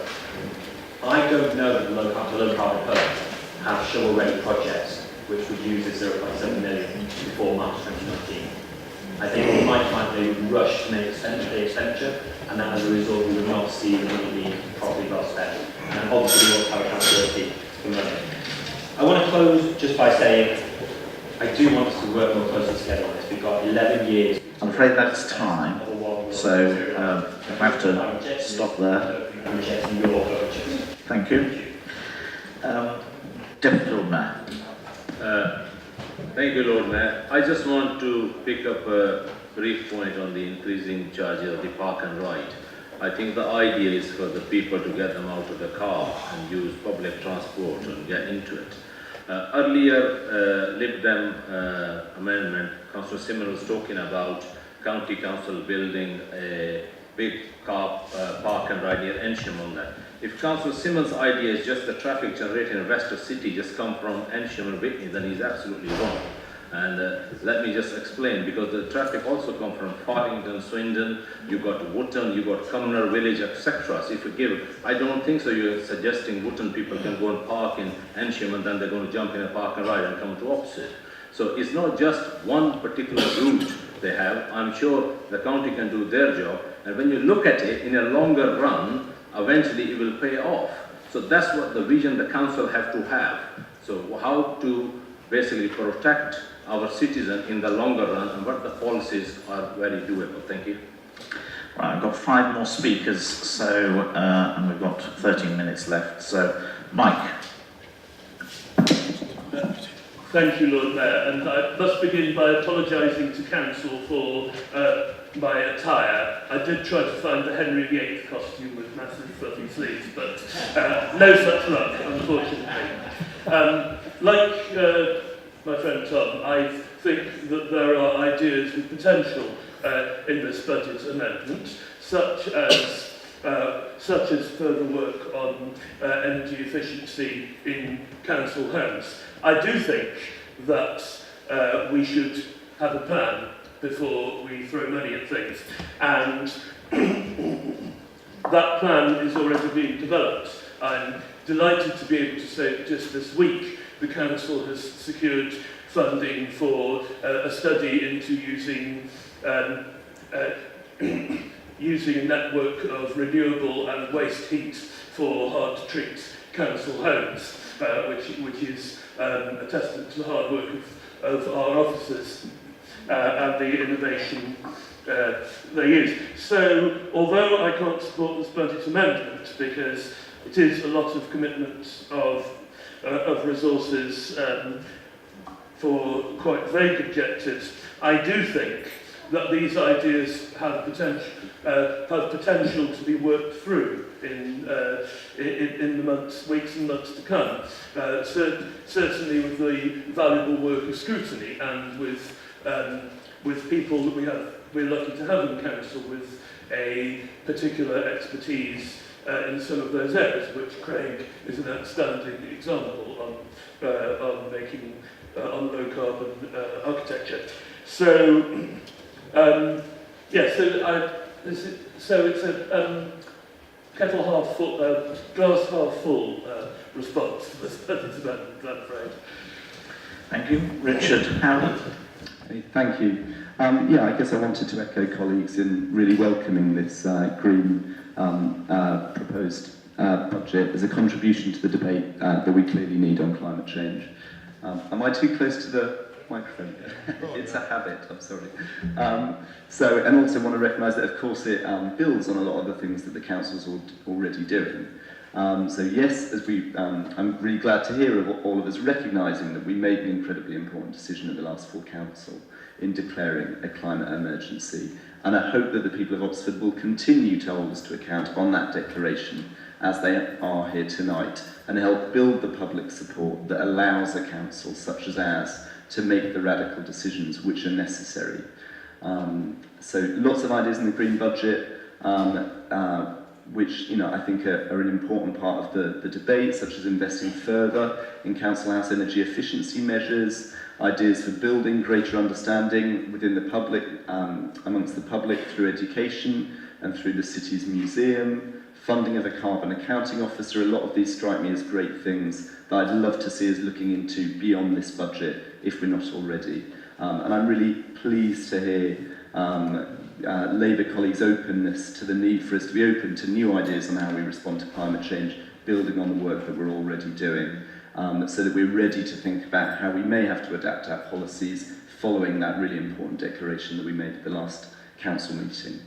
So I won't be supporting this amendment, I'm afraid, but I do really, really welcome it as a contribution to this debate. Thank you. Alex. Thank you. Sorry. I've blotted the heart from my memory, so I'm glad you brought that back up. A couple of comments. I think I very much echo what other people have said. There's some interesting ideas here which need more work to develop them. Whether these would be, after sort of lengthy deliberation, the same priorities as you've highlighted here, I am not sure. For example, and I'm going back even further than the Love Heart arrangements in 2005, this council had set aside money for a freight consolidation centre in the 1990s and was unable to make the project work. And all that achieved was tying up a large block of capital money which couldn't be used on anything else until eventually, at that time, defeat was admitted. So I think that indicates what happens if you come up with ideas without a business plan. It's kind of like slightly part previous to horse. I'm also reminded of another element of that joint effort that we put together. And I just went back to check whether my memory had served me wrong. But if I recollect correctly, another scheme put into that joint budget with my full support and at your instigation, Craig, was the redevelopment of the St Clement's car park. And it was with some astonishment after I'd stepped away from the council for some time to find that the idea that you had promoted and put forward was one which you had repeatedly opposed over and over again thereafter, and are still opposing in a Green Party manifesto in 2014 when it sets out how the council's plans to redevelop St Clement's car park were misjudged and appalling. And I thought, that's odd, because that's a great idea. So my lesson that I learned from that is not that you can't trust Greens. You can trust Greens. They are nice people, and they don't change their minds as soon as things start getting sticky. But it's always good to work up an idea in detail before deciding in full whether you support it or not. Now, I happen to support that St Clement's one and stay to it. The fact that once worked up you decided to change your mind indicates that there is wisdom, perhaps, in a bit of careful planning. Thank you. Councillor Alex Donnelly. Thank you, Lord Mayor. I just wanted to start with what I thought was an obvious point, which is that Park and Ride is public transport. And to blame, as the Liberal Democrats and the Green Party did, horrific central government cuts which is decimating local bus transport, to blame that on public transport is not only disingenuous, but I think it's really letting the Tories completely off the hook. And while that might be a nasty Liberal Democrat habit, I'm quite surprised to see it coming from the Greens. But beyond that, in terms of the animosity towards the Seacourt Park and Ride project from both the Liberal Democrats and the Greens, I was surprised because both Councillor Gant and Councillor Simmons have sat with me over the last sort of 10 months or so, or whatever it might have been, on the Scrutiny Committee, where we heard several months ago an excellent report from Councillor Hayes on air pollution, and we learned that one of the biggest drivers of poor air quality, which damages the environment and damages our health in central Oxford, is idling. People driving around looking for parking places in the centre of the city. We also heard, only a few weeks ago, from local businesses that they're really suffering in terms of retail, and they need more people to come in and visit the city centre, and colleagues will know that we're trying to explore ways of making that happen. And they will also be aware, as we all are, of the, in fact, as Councillor Fry was mentioning earlier, the need for us to explore revenue generators in order to meet the needs of rough sleepers in our city. So we know that there's a financial challenge, we know that there's an environmental challenge, and we know that the ZEZ is part of that. But people aren't going to be able to take the horse and cart into the city centre. If we want people to come in and spend money, and we want them to do it responsibly, i.e. not using their cars and their vehicles, and we want to be responsible for the environment, we're going to need to explore public transport options.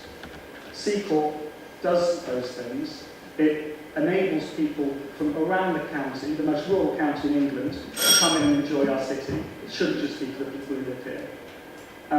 It enables them to come in and spend money and keep our retail alive, and it enables the council to generate the funds to support our rough sleepers.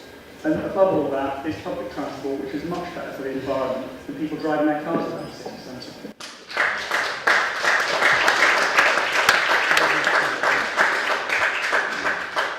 Okay, I'm afraid we're out of time there, so we'll have to move to Councillor Turner and then Councillor Simmons to sum up.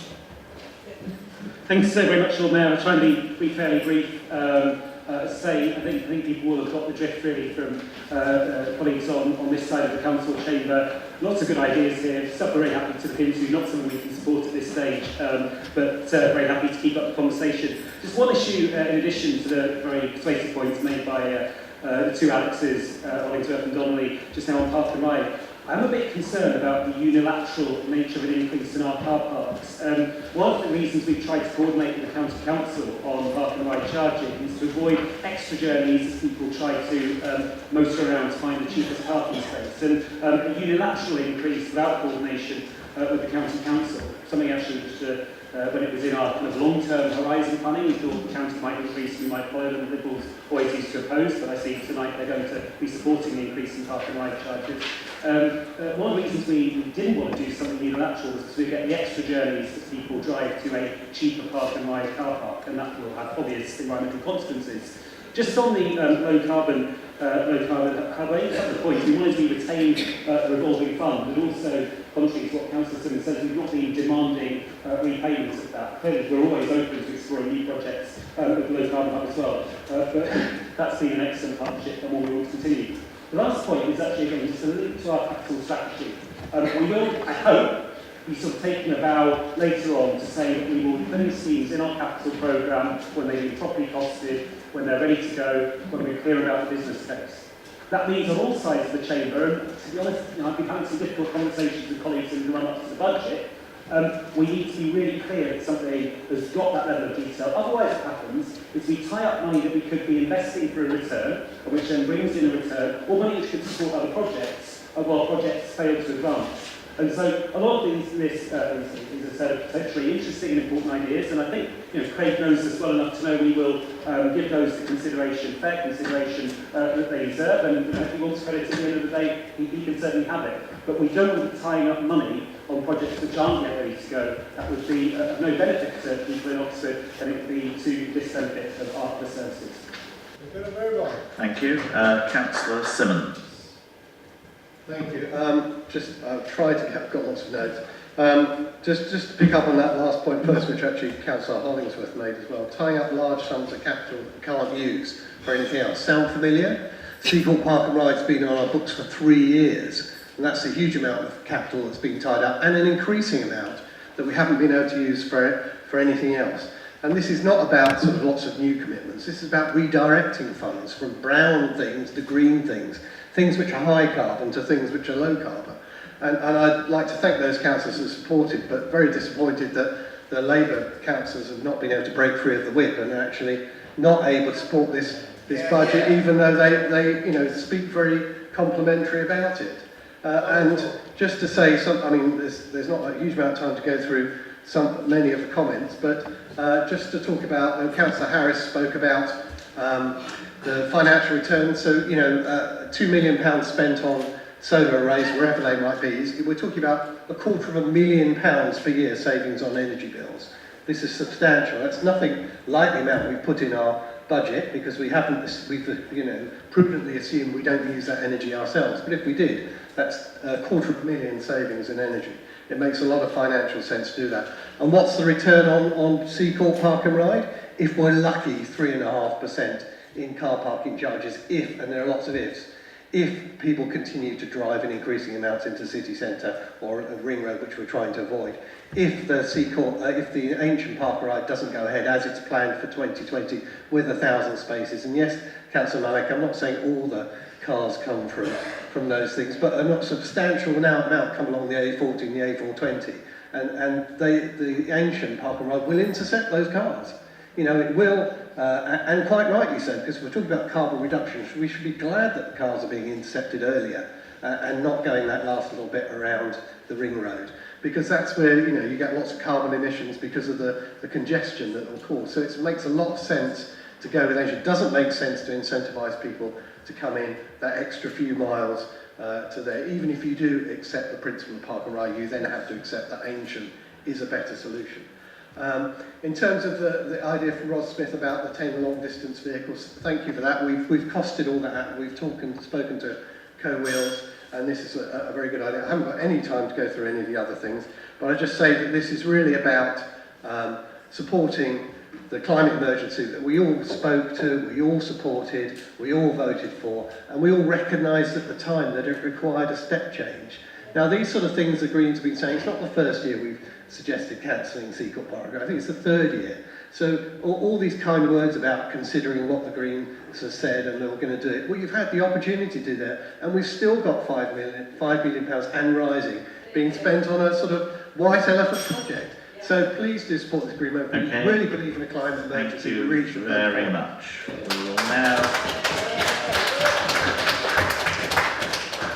move to a vote on the Green amendment. Can I see all those in favour? Please show. Shame! Shame on you! Climate emergency! And the people in the public gallery, keep quiet, please. Can I see all those against? Please show.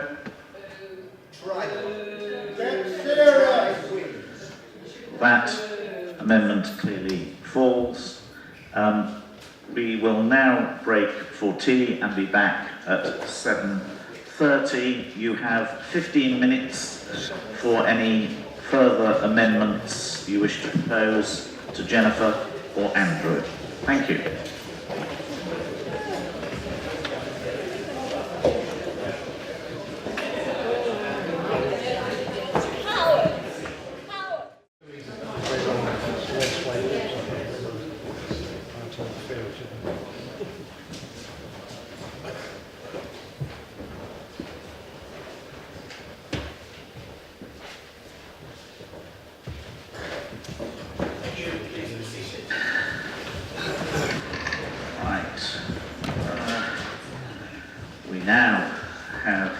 believe, one amendment proposal to the budget in the name of Councillor Ross Smith, seconded by Councillor Craig Simmons. So we have an opportunity for the seconder to speak to this. Councillor Simmons. No, the councillor turn-up responds at the end, and the proposer sums up. Right, okay. Well, very happy to I didn't know that, but there we go. Something I better learn as It is on the papers in front of you. So, who reads the Constitution?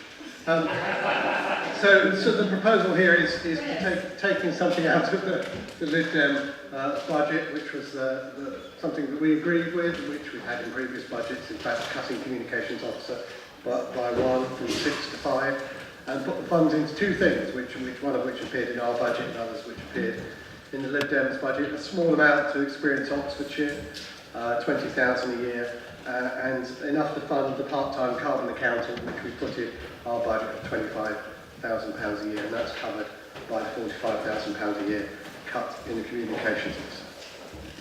So please support. Okay. Is there anyone who wishes to speak to this amendment? Councillor Clarkson. Thank you, Lord Mayor. Yes, I just really wanted to talk about the Experience Oxfordshire. Well, you want to keep the funds as they are. It hasn't been an easy decision. We've cut the funds, as you know, by £20,000. But we nevertheless do work very closely with Experience Oxfordshire, and we share the same aim of increasing visitors' stay in Oxford and enhancing the experience both for visitors but also, equally importantly, for residents. Experience Oxfordshire currently receive £173,000 annually, which is to be reduced to a figure of £153,000. £95,000 of that is the rent they get on the visitor centre in Broad Street. It's worth reminding Council that Oxford City Council is the only council in Oxfordshire, with the exception of Charwell, that makes any contribution to Experience Oxfordshire. Yeah. So West Oxfordshire, which is home to several of the other key attractions in terms of Blenheim Palace and parts of the Cotswold, they give nothing. Oxfordshire County Council gives nothing. Yes, we recognise that Experience Oxfordshire is an extremely good, extremely effective destination management organisation. We work well with them. But these are tough times and we have to balance other needs as well. And I think that £153,000 is nevertheless still incredibly generous in these difficult times. And I think that cutting by £20,000 still gives them a generous amount of money. Thank you. Councillor Hayes. Thank you, Lord Mayor. I'm not in favour of this particular amendment. I would make the note that the carbon accountancy already happens to an extent with an existing workforce, so why are we spending money that we don't need to spend? And the second point I make is around the importance of communications. We're living through a time of intense political uncertainty where people feel very distant from decision making and politics. And I think the idea that we move the council further away from those people, that we communicate less and less effectively, is frankly naive and unfortunate. And I would also add the point that just after the climate emergency motion, Craig got in touch, I think, to suggest that we do some comms around the climate emergency. I'm not really sure who we'll be getting in touch with in order to do those comms if he cuts his post. Councillor Tanner. Yes, Lord Mayor. I really think this is micromanaging of the worst sort. Half a post here, half a post there, to do this specific thing and that other thing. It's not the way, believe me, it's not the way that you bring about change in this council or probably any council. The way you bring about change is standing up and enunciating general principles, talking to officers about the general direction. They will then say how many bricklayers you need, how many, don't have telephonists anymore, but you know, how many computer operators you need and all the rest of it. It's not a sensible use of our time to go into this kind of detail. I think Council has said right across the chamber that we wanted to see more action on tackling climate change, and we want to see it urgently. They're going away, and oddly enough, our council officers like to please us. That bunch there actually spend an awful lot of time thinking, how can I make this city council better serve the people of Oxford and the people who they elect, so that we have a better city? That's what they spend their time worrying about. And these managers, a lot of them can manage, and they know how to bring something about. So telling them that you've got to have half a person on a bicycle counting this or counting that is not very helpful, because then they will allocate this half a person on a bicycle or whatever it is, because that's what we've decided, or that's what the city executive board decide, and it won't help to take things forward. We want to move the whole ship around. And although the City Council is proud of all parties of what we've done on climate change, we need to do much, much more. There are still people in this chamber on all sides who are talking about low carbon. We're talking now about zero carbon. That is enormously difficult, and it will take the whole council. So, you know, climate change is not an add-on. This doesn't help. Please throw it out. Thank you, John. In the absence of any further speakers, Christine. Good indeed. Thank you. I just wanted to add my comments about the proposed cuts to the people in the comms team. Engagement with the public is increasingly important.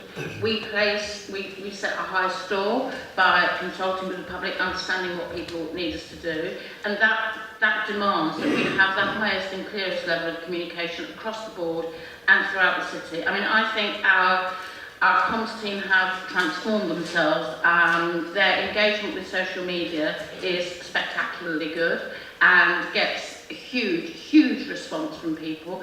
We now have a brilliant filmmaker who's also working in the comms team, who has added a huge amount to what we can achieve and how we can make videos and podcasts and put them on platforms. I'm a bit hazy about this, but I know it's working. I know it's working because I see it and I hear it and I get the feedback, and they are also vitally important in engaging with our communities and our community associations, and our community centres and our community associations are becoming more and more important as austerity kicks in. They're not add-ons anymore. They're providing vital services for people. And our communications team are brilliant in supporting them and making sure that people understand what's happening in their own communities. And it's such a foolish, short-sighted, mean little proposal that would do nothing to improve the situation of people in our city, and it would do a lot to make our relationship with the people that we represent worse. Yeah. I think it all went to pot when we lost Pathé News. Right.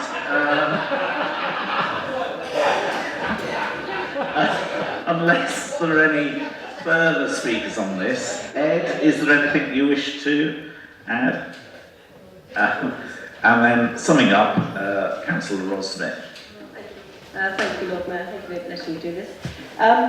Cutting the post of one communication officer does not mean that person will actually leave the City Council. I've just looked on our website and we have got loads and loads of vacancies, so they could easily be deployed somewhere else. Easily. Even losing a person.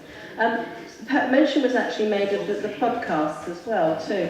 I look forward to the time that when opposition members are given a chance to make podcasts as well too for this city, to show a balance of opinion within the City Council would be nice. It's not just 25,000 this year, it's ongoing, and there's bigger increases in the reduction of the budget for Experience Oxfordshire. And I think it's a great shame that you're not going to be supporting this, because I think actually they do need the money. Tourism is vital for this city. It's really important that we keep it. It's good for the economic well-being of the city. And I think we should, in fact, increase Experience Oxford's involvement, in fact, actually get them to actually get the county council, and I've said this, to actually give the budget line in for theirs as well too. And I will look at ways of doing that with my county budget on. hat on to see if that could actually happen. So I would like you to support this. I think that the mention actually of having a part-time carbon accountant is a good one, and I think it would be very helpful with regard to this council's ambition to cut climate change. Thank you. Okay, that concludes the debate on that motion. We now move to a vote on the amendment. Can I see all those in favour? Please show. 8. And those against? Slightly more, no.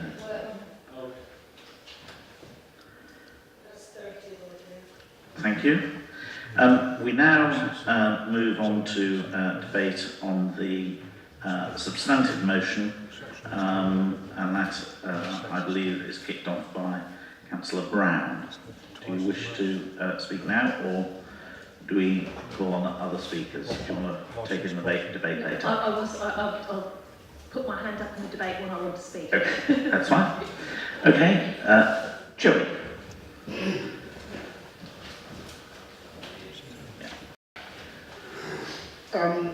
Let me just take this opportunity of thanking the officers for the wonderful job that they have done to produce this budget. I want to also thank the CEB members for the wonderful work that they are doing. It's not been easy, looking at the papers as late as yesterday. I also want to take this opportunity of thanking the Finance Scrutiny panel, particularly the unsung hero, our chairman, James. I remember I'm on the finance panel and we were meeting almost every day the other week. And I was just asking, James, why are you doing this? He said, I love it. And of course, I've come to love it as well. In the budget papers, particularly in the medium finance strategy papers, there is one line there that is the investment in the play area, particularly the Margaret play equipment. There was a backlash some time back when those under 5 play equipments were removed. And I'm very happy now that those equipments are going to be replaced. I can't be happy now because I can't be happy enough because I had a lot of complaints from mothers, and I remember there were petitions, signatures collected, but we did what we could do, and that investment is coming back to our parks. Thank you very much. Thank you, Councillor Rowley, and then Councillor Altan-Khan. Thank you, Lord Mayor. I'm proud to be able to talk to some of the housing aspect of this budget, because despite the fact that we live in very difficult times financially, this budget contains building of new social housing, upgrading to an Oxford standard of our existing social housing, and yes, whatever a few people may have said in the budget consultation, regeneration of the poorest areas of our city, at a time when we have a life expectancy gap of 9 years between the poorest and the wealthiest areas of our city. 15. Spending money on the areas that need it is something that I'm very proud to be in the budget proposing. And yes, also putting a commensurate amount of money, a serious amount of money, into project management capacity, because this council intends to be a serious developer of social housing for local people. And it is actually very, very complex in today's market to work out how many bricklayers we need and where we're going to get them from and exactly when and what happens if something goes awry down the contracting chain. We want to deliver, not just to talk about social housing, but to deliver for Oxford people. And that does mean a certain amount of expertise to advise us how many bricklayers we need, or how many John Tanner speeches, or how many comms officers to make podcasts for the Lib Dems so that they can say them to sack. One thing, I should be a bit cross-party here and say how pleased I am to have been able to work with my opposite numbers on the district councils on the housing and growth deal. That despite our party political differences, they are people who know that we have a housing crisis and who want to help deal with it. Obviously, I will represent and fight for the people of Oxford above all, but it is possible to make progress through respectful dialogue. In fact, we have to do that to make progress. We have a crisis. People have died this winter on the streets of Oxford, despite the efforts of so many dedicated people from so many different agencies, all of them dependent more or less on the whim of Whitehall for their continued existence. We've got, I'll start it so I'll finish, and I'll be very quickly, Mike. I'll be very brief. I'll be very brief. We have a national context of continuing fiscal centralisation, continuing ruinous austerity, and this budget is not only does the maximum that we can do to help the people who need it, it is also an earnest of our commitment in this council to changing the situation for our people nationally and locally. Thanks very much. Councillor Al-Tefman. Thank you, Mayor. I will not be supporting this budget. The reason is there is an increased charge in Headington car park, and millions of pounds spent on the seaport has already been set. Up to a certain limit, this council had autonomy to spend wherever they wanted to, do whatever they wanted to. And remember, the councillor who made remarks against Headington last year at the budget meeting is not here. We have replaced him. So it's very easily, if you make the comments, already comments were made against the North Oxford people. So talking here in a council where you could make a difference, could do something, try to blame the coalition government, which was happening from 2010 to 2015, but forgetting what happened up to 2010, decades of a Labour government, and forgetting the Labour darling who left a message. I am sorry, no money left. And talking about the coalitions, there are other coalitions, Scotland coalitions, Wales coalitions, and very badly, there's secretly a coalition between Colburn and Theresa May would hit this city badly on Brexit. So remember this, this 89,000 from 3 car parks, which could have been done in our amendment in the budget, but what we're trying to do, hit hard on the certain areas here in this city. Take examples of the car park charges in St. Clements and Headington and the other part of the city, and then compare. Isn't this a political sort of thing that there is no Labour on there, so we'll hit hard these areas? We would say things, oh, Headington is a car park for so and so people. We said the North Oxford people can afford this, or the other people can't afford this. We talked about the Labour Centre. Labour councillors, not long ago, a few months, coming to Oxford, made a big front headline, a story about the falling, the inside of the Labour Centre, and especially one in North East Oxford, or in the area. Sometimes I visit.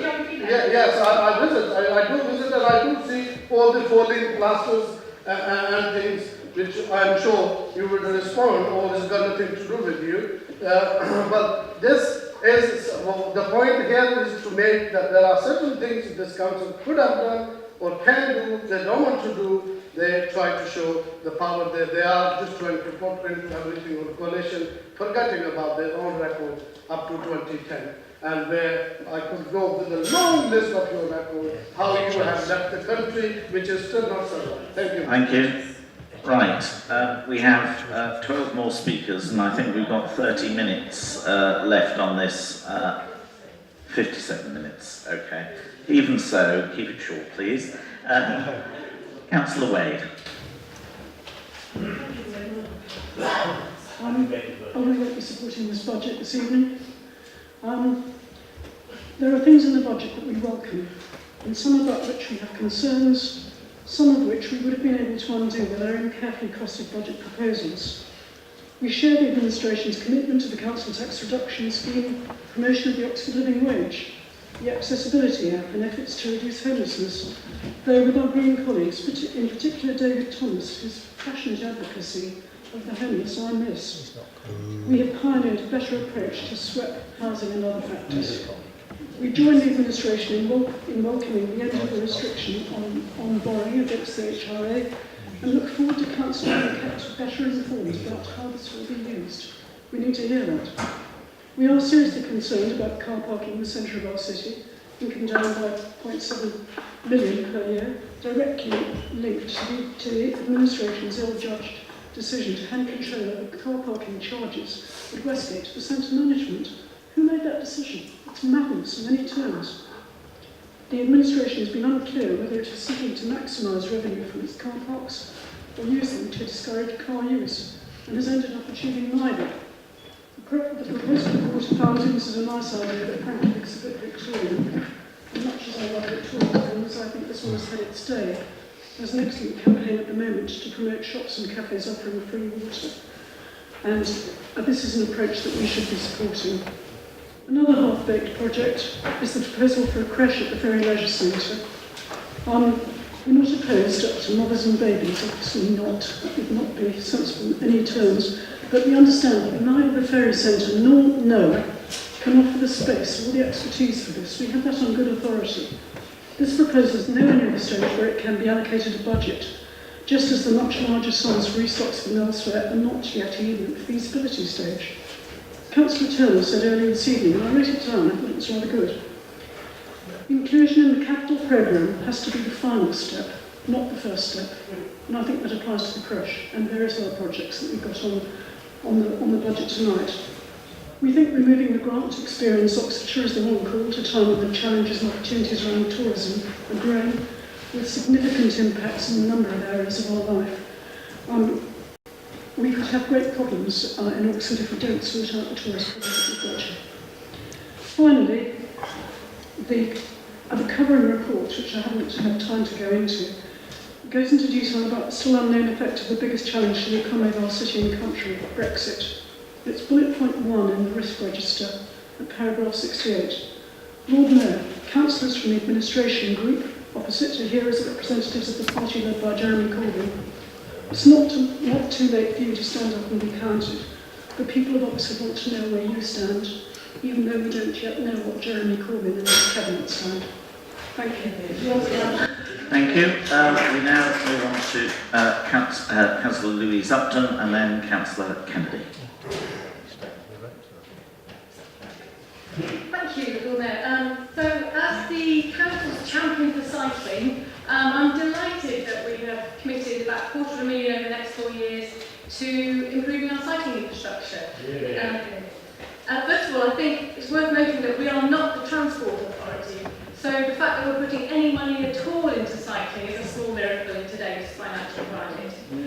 Now, our plan for this money is specifically to use it to lever in extra funding, hopefully very large amounts of extra funding.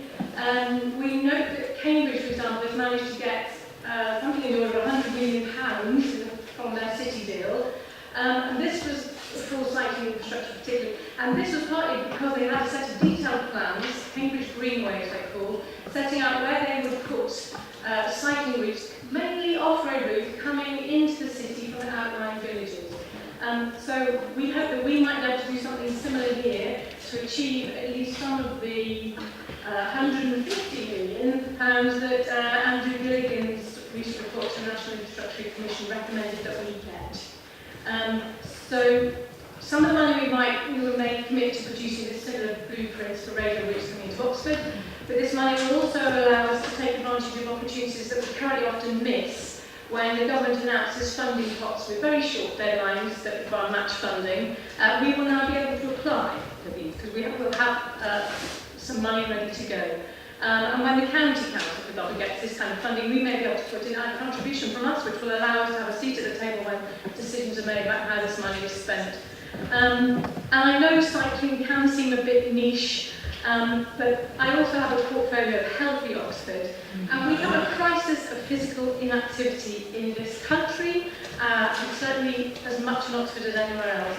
And if we are going to get people to commute, to shop, to visit friends by bike every day, we have to have decent cycling infrastructure.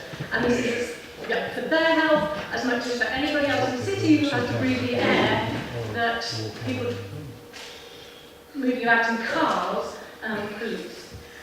So I'm very, very excited about this. One other thing I wanted to mention was I'm really pleased that we're funding just free but water fountains in our parks, which chimes really well with the refill campaign that's happening in Oxford at the moment, where we will be allowing people to refill their water bottle without paying out plastic bottles and without buying things into it. Thank you. Thank you. Pat and then Ross Smith.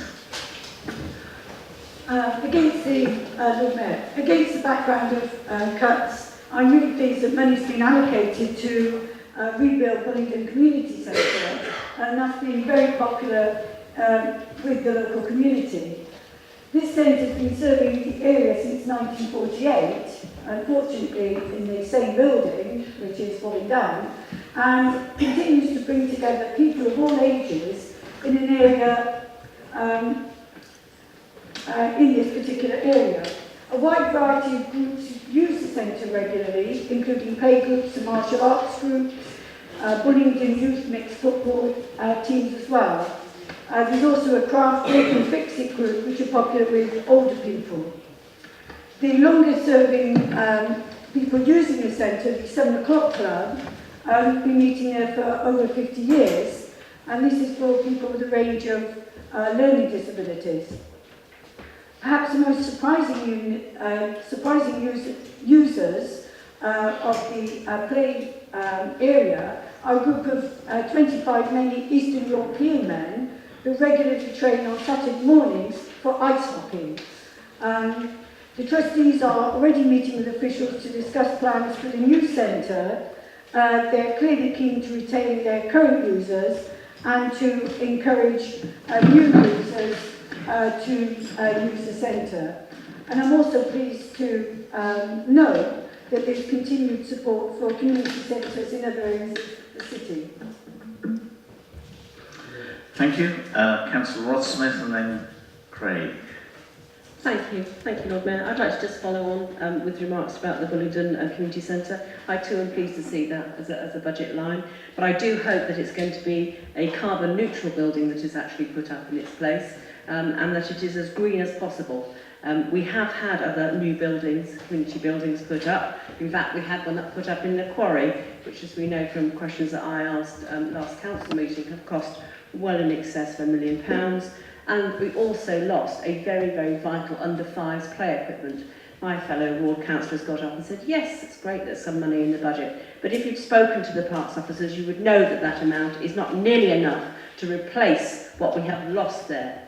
The under-fives have got only 2 small swings in that park area, Councillor Cheery, and they are facing the wrong way. And that was noted, I say to Councillor Upton, in fact, actually, when a safety inspection was done in late last May of last year. And I did ask you in a previous council question, actually, supplementary, about having a copy of that and what was happening with that particular document.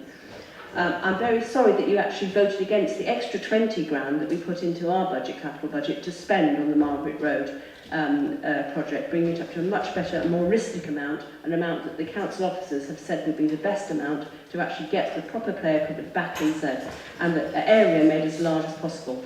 Apparently some consultation was done before some new player equipment for older children was put in, but when I questioned local councillors on that, I was told they just stood in the park and watched what was happening. That is not proper consultation at all. You need to do better than that. The other thing I'd like to mention, in fact has been mentioned before, is the Experience Oxford.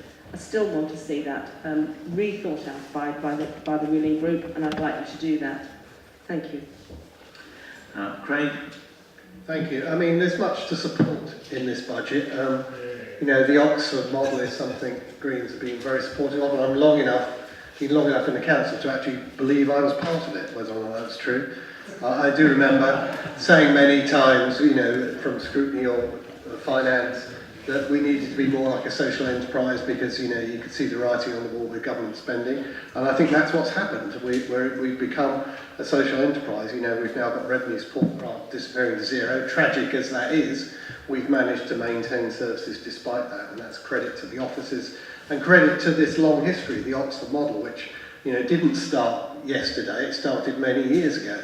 You know, the Greens were there supporting, you know, opposing privatisation of council houses, you know, during the Blair government and through the coalition government and through the May government. We were there fighting against that for retention of direct services. You know, when we had the opportunity to end private contracts, you can remember the terrible Crapita customer services contract, we were there saying it should be ended. But we also, you know, opposed leisure privatisation. I don't think that's been, more recently it started to get shaky. It seemed initially to be a good deal, but I think now there's challenges around that. And also against, it's been mentioned, the privatisation of the Westgate car park. That was something we opposed at the time, and it's ended up being disastrous in its consequence, and it's like trying to manage traffic with one hand tied behind your back.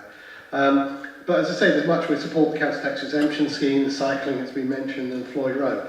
Homelessness remains a tragedy, but there has been more money, and that's welcome. There's been the No Local Connection Review Group, but we haven't had those recommendations implemented yet. The HRA cap's been lifted, so it's probably less a financial issue, and now more about delivery. And if those recommendations from No Local Connection Group are implemented, I think there's money there to do that. Then we should hopefully not have the repeat of the tragedy we had this winter.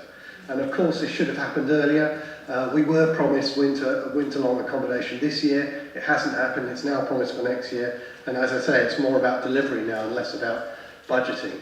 And just to give another couple of examples about that, the local plan, its policy, there's no commitment to zero carbon homes there. We have got the legal ability to do that. Our own officers say we've got the legal ability to do that. That should be in our local plan. It isn't. It's also about, you know, our ability to deliver the social housing that's promised. You know, we're already starting to see slippages in our capital programme. Can we really deliver what we promised? So just in summary, there's much to accept this budget. It's really about what's not in there. And there's lots, as you've seen in our budget amendment, that's not in there, and we found ways of funding that. So I don't think we can support this budget, but we can't oppose it either. Martin and then Nigel. Okay, thank you very much, Lord Mayor. I'm going to be really proud to support this budget tonight, and especially the investment in Barton that is in there. I think the City Council really, really believes in Barton. I think the City Council, the budget really reflects that.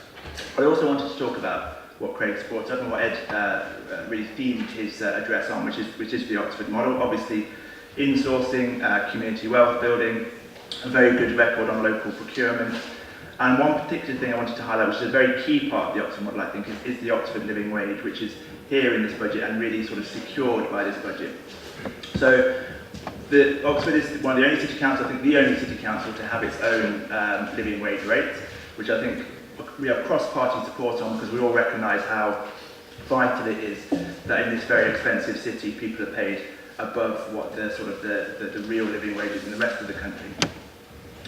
So what we wanted to do with this budget is we wanted to give the living wage and the promotion of the living wage a real boost, and we quadrupled the funding from £5,000 to £20,000. We believe with that we can give the campaigners and the activists who are who are really working on the living wage in the city, the tools they need to do the job.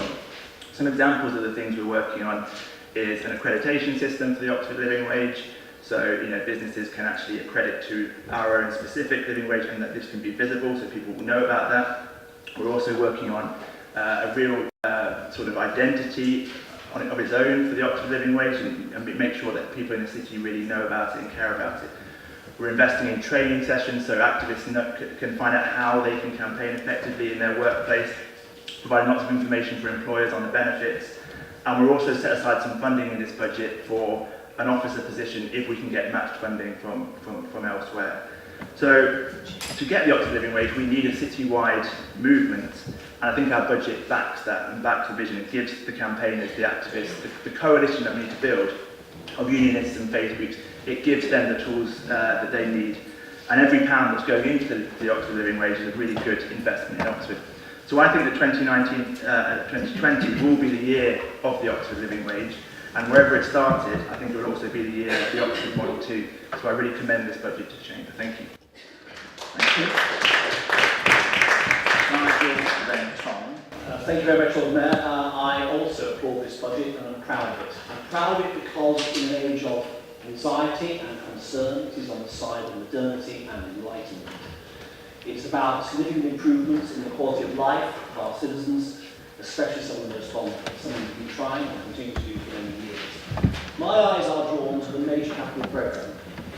Probably I'm some sort of crazy technocrat because I want to future-proof this city, make it competitive and able to do business in the future. And the emphasis on digital technology, home improvements and smart ways of working is to be applauded, and they anticipate the change we will all face in the future. As a portfolio holder for customer services, I'm proud how Oxford Direct Services responded to the challenge we have set it. And this capital injection will not just enable it to provide more surplus and more revenue to support our day-to-day services, but will actually enable it to do a core job better for our citizens. And many councils have tendency to rely upon it for their improvements and other such services, so that's why it's so important. In corporate services, buried away, perhaps not getting all the headlines, are a plethora of major IT investments to replace worn-out and redundant hardware. Very necessary if this council is to operate in an effective and modern way and be an attractive place to work. These investments will be at the heart of a new digital strategy, which will enable us to reach out to our citizens using all available means and build on recent accolades and awards, including, only last week, being voted the #1 local website in the whole country. Adding the capital spend on housing, recycling, improvements to the city centre, a new museum and park and ride, and we can all agree this is an ambitious programme. For Labour aficionados like myself, who can remember the 1960s, there's a very famous politician called Harold Wilson. He put it rather well. It's about the white heat technology. I'm glad that white heat technology still burns in the city. Thank you very much. Tom, then Susan. Thanks, Lord Mayor. I'm 35 years of age, and for the first 22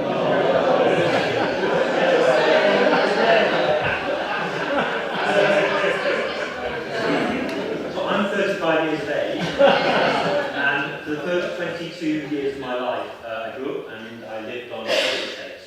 And there were council estates up in the north which were run down by Thatcher, decimated by Tory cuts. And I'm only here because my mum and my dad made a lot of sacrifices, the last Labour government, and the fact that I was able to work a series of jobs, although they were low paid, the combination meant that I got my way through university, and that's why I'm here. So when I think about why I'm on the council, what I want to see from a budget, I'm really clear. I want to see three things from a Labour council. I want to see support for the poorest, support for the most vulnerable, and I want to see long-term fixes to those structures which keep people in poverty. And when we look at the budget, does it help the poorest? Yes. You've got the Oxford living wage. You've got this dedication to supporting the regeneration of our estates. Does it help the vulnerable? Our commitment to supporting rough sleepers is unprecedented for a district authority in this country, and it's something we should all be proud of. And does it tackle the structures which keep people and cause people to be in poverty? Yes. It's not just about growing our economy locally, it's about the right kind of growth. It's about cooperatives, community wealth building, it's about what Ed's calling the Oxford model. And it's also, as we've heard much tonight, about tackling climate change, because we know that air pollution and climate change will fall heaviest on the poorest in our communities. And I think we need to think about this in the context of our national situation.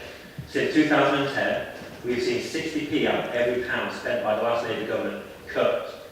That's 5 years of Lib Dems who've got responsibility for that. We need to face up to that when it comes to this chamber. But it's a huge impact in this council. It's a huge impact on local government. So I want to close by saying I think it's a fantastic budget. It's a Labour budget which puts social justice at its heart. I commend it. I commend the officers who are responsible for it. And I can't wait as an administration to get stuck in to implement the budget and to making sure that we underline our values with it.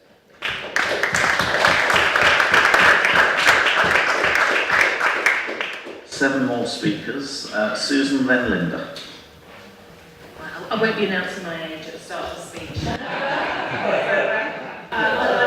I'd like to thank, first of all, Ed in particular for all the work he's done on this budget, but also all the officers who have also been involved. I'm really proud to be supporting this budget here today. This is a budget which is quite extraordinary in the sense that we are living in times of austerity, we are getting no support from central government, and yet we are still managing to have a very, very large discretionary spend. Councillor Smith earlier on in an introduction to the Gen budget dismissively suggested that most of the budget was statutory spend. And that is very, very wrong. When she's been on this council a little longer, perhaps she might actually understand quite how much of the spending and the way in which money is spent in this council is a result of policies developed over many years, which involve making political choices, including, for instance, the points that actually I think Craig mentioned quite well earlier on, which is that we have not outsourced services. We are the only council in Oxfordshire to have kept our council housing, as a result of which we are actually able to take advantage of the one good decision this government has made, which is to allow us to actually spend some more money on council housing. So I'm really delighted that we are going to be able to do that. But when I talk about being proud of our budget, it is because of the same issues that Councillor Hayes has mentioned. It's the fact that it protects the most vulnerable in our city, and particularly those who are either precariously housed or living in poverty, and those who are unfortunately living without housing thanks to the austerity policies of our government. And it is quite astonishing that we are actually able to spend nearly 12% of our budget on homelessness, but this is not sustainable. We need to continue to lobby the government to make sure that they stop just doing this ridiculous situation of giving us little pots of money here and little pots of money there, where we're competing against other councils for money to actually provide the basics for people who are in dire need in our city. And the other thing that we need to continue lobbying on, and I think it's absolutely vital that we do, is a change in the policies on universal credit, because those are the policies that are putting people on the streets in the first place. So the local housing allowance, as Ed absolutely rightly raised in his speech introducing this budget, is the single biggest thing causing homelessness in our city at the moment. And we will continue lobbying on that as we pick up the pieces of the government's failed housing policies.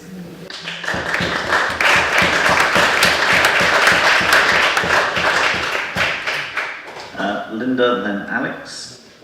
Thank you. I just wanted to speak to welcome the confirmation of the additional £200,000 towards homelessness services built into our base budget, which will support the range of services we commission at the council to help rough sleepers off the streets and get their lives back on the track. Those services include our outreach team, which there's now 9 full-time equivalents of them going out at all hours, checking on the welfare of rough sleepers and directing them into services. The day services we commission where people can get food and showers, and over 200 beds year-round. And then, of course, the extra measures that we take in winter, including SWEP, and this winter SWEP is open for 18 nights. Some of those were discretionary based on the policy decisions taken by this council.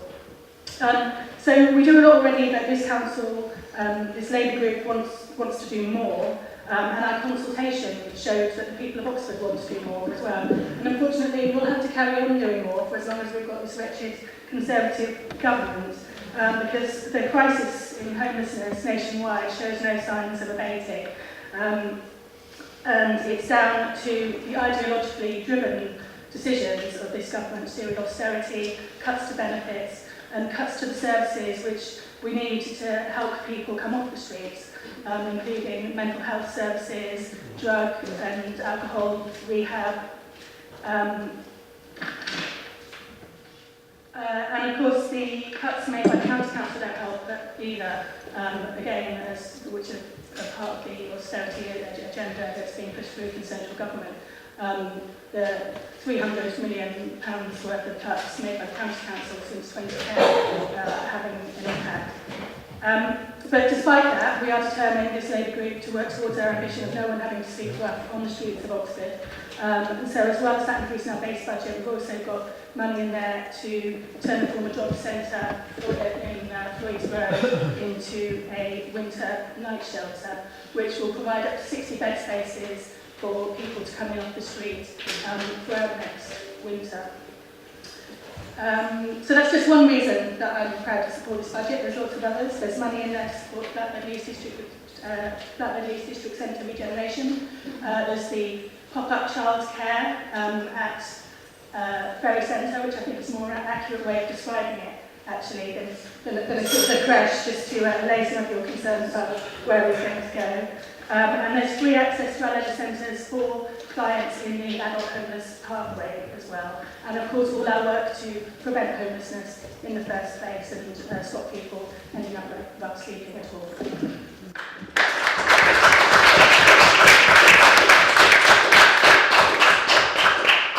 Thank you, Alex, and then Richard Howlett.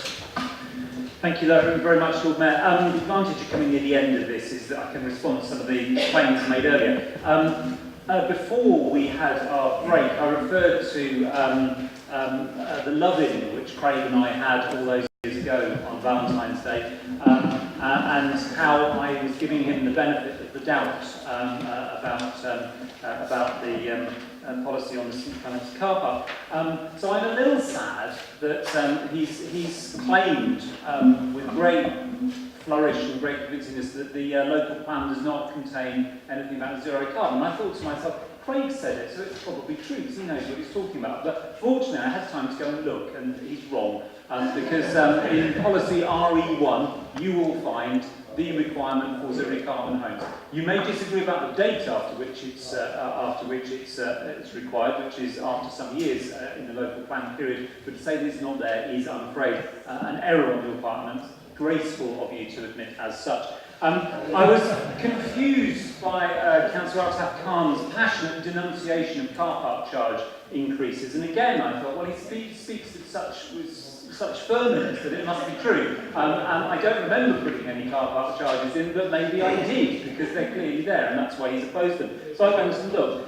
St Clement's, 0%, Headington, 0%, Union Street, 0%, Ferry Hill, 0%, St Leonard's, 0%, Summertown, 0%. So I'm happy to reassure you, you don't have to oppose them because they're not there.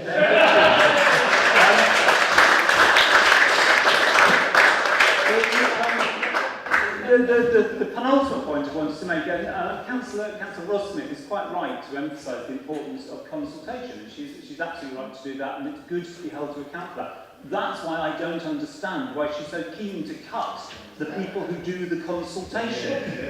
So, you know, maybe further consultation will explain it to me, and I will be clear. And finally, and seriously, Councillor Altaf Khan said, what did the Labour government leave for us? I'll tell you what it left. It left a level of rough sleeping in this city that was 7 people. Now we have 100.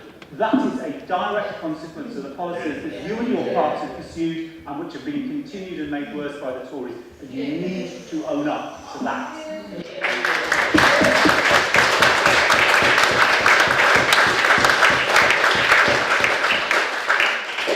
Councillor Howard and then Councillor McManus.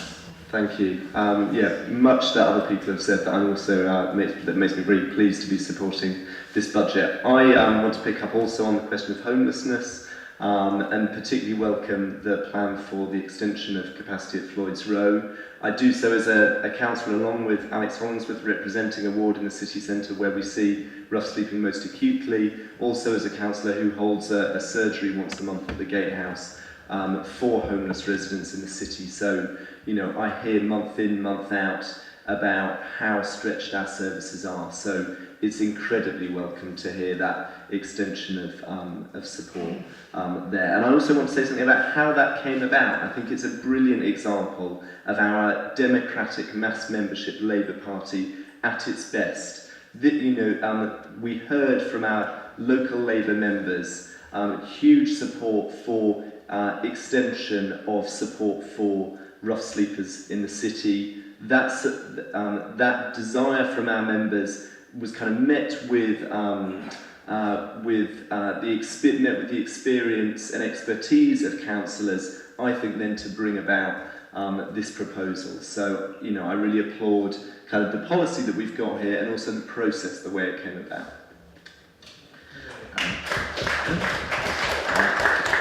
Councillor McManus and then Councillor Billy Summers. Thanks, Lord Mayor. I think the last 9 years have been pretty grim in public services, and so one of the really nice things about being back on the City Council is just seeing how the actual benefit of a well-run and progressive local authority can be, and how much of an improvement it can make to people's lives.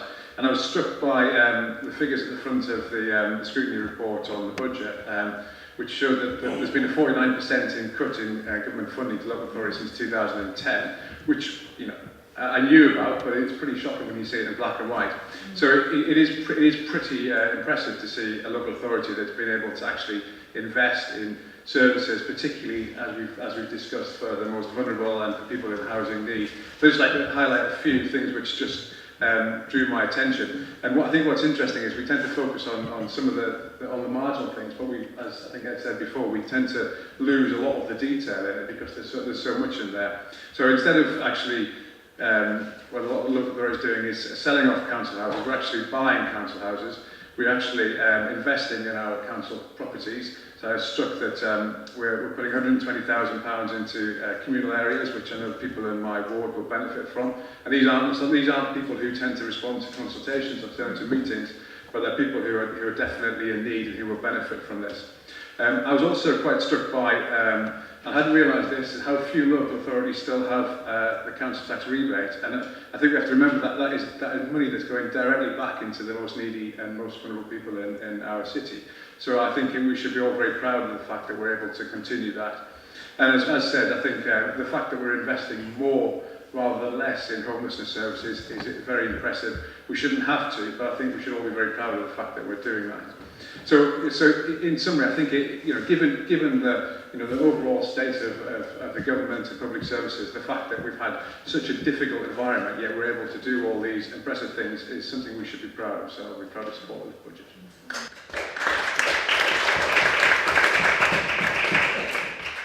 Nadine and then James.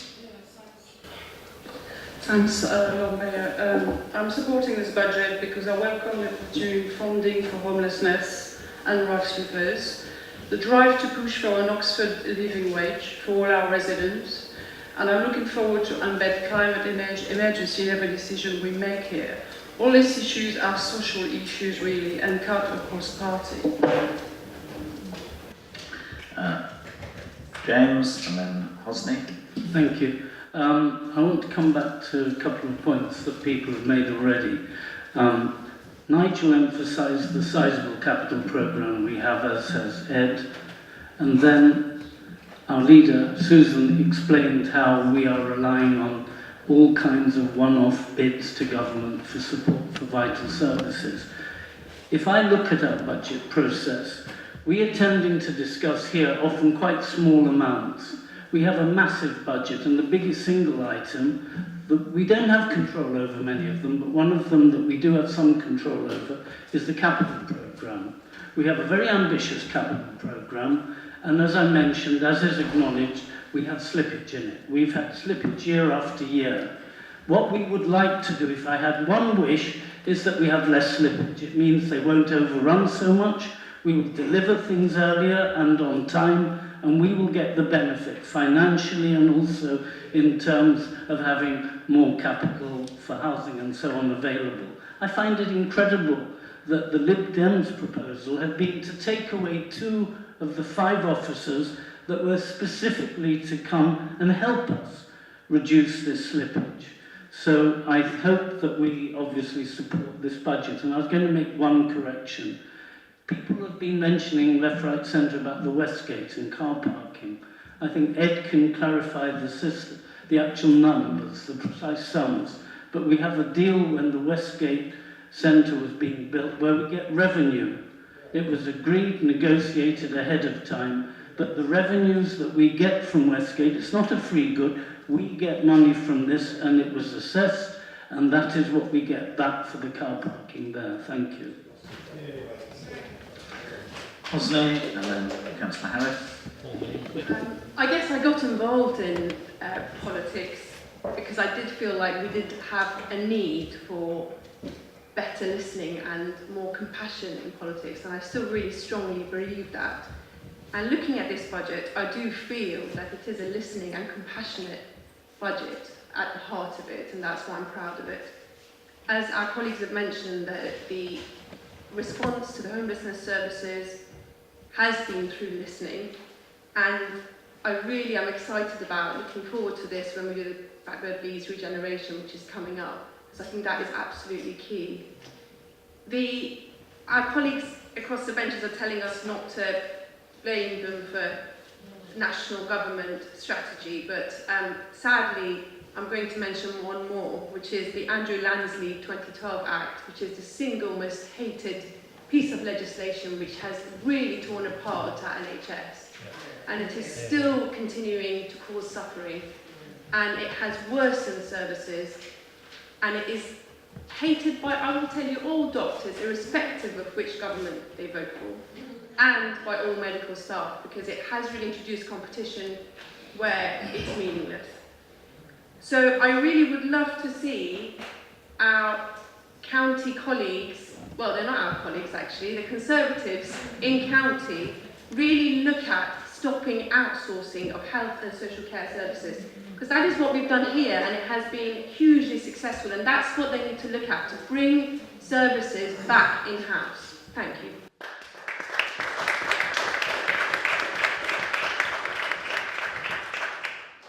Councillor Harris. I'm going to vote against the budget, even though I support the great majority of what's in it. I'm going to do so for 3 reasons. The first one is the arrogance with which every proposal from the opposition has been dismissed. Those are proposals put forward in seriousness which surely, at least some, analysed objectively, deserve to be looked at constructively. Instead, we've been met with political point scoring, which leads me to the second reason I'm going to vote against it, which is that I've got rather tired of the endless jibes about the Conservative Lib Dem coalition, the total absence of any mention of the 2 long-standing Lib Dem Labour coalitions.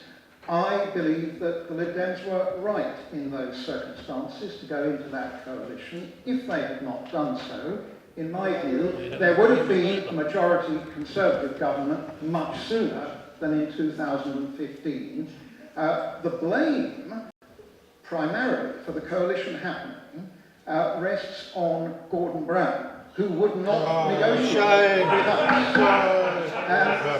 It is true that he would have had an unstable coalition, and that's why I say probably there would have been another election which in those circumstances would have been a full Conservative government. Although my party was a very small part of that coalition, I am proud of some things that they did, notably Norman Lamb, the Health Minister, doing things for mental health, raising awareness of mental health that no minister of any other party had ever done until then. So those jibes solidified my view. But the third and most important reason is that our function as an opposition is to probe the budget and try and understand exactly why things are being done. And I was particularly annoyed when I heard my colleague Councillor Smith, a former long-time member of a union, being described as anti-union when she simply asked what exactly is this money for, this increase going to the union at the moment. The budget is opaque in critical places, and therefore I shall vote against it. Thank you. Unless there are any further speakers, I will ask to speak.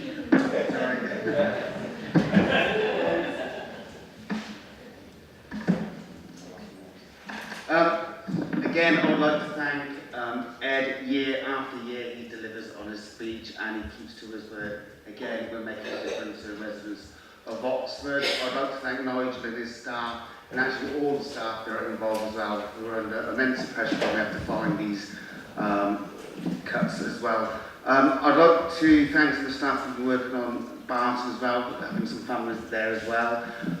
Somebody who was brought up in a council house and actually probably would only person in this room probably still lives in the council house as well. I'd also like to thank actually the council staff and CP board members who've contributed a lot to make sure that tenants like myself have a safe, secure tenancy, and again looking at the various stuff that we're working on the ZZ as well, and again what we're doing for health and well-being. And I know lots of people have reiterated that like Louise earlier on as well. It's really important. We've got an issue with inactivity, and it's something that I know that Louise works extremely hard with the officers that we're working on health and well-being board and everything else, making sure that what's in our budget that we make a difference to people's lives as well. So I would like to thank not just the CEB, but all members of the council who contributed at CEB and then at other scrutiny meetings, for this budget. So I will be supporting.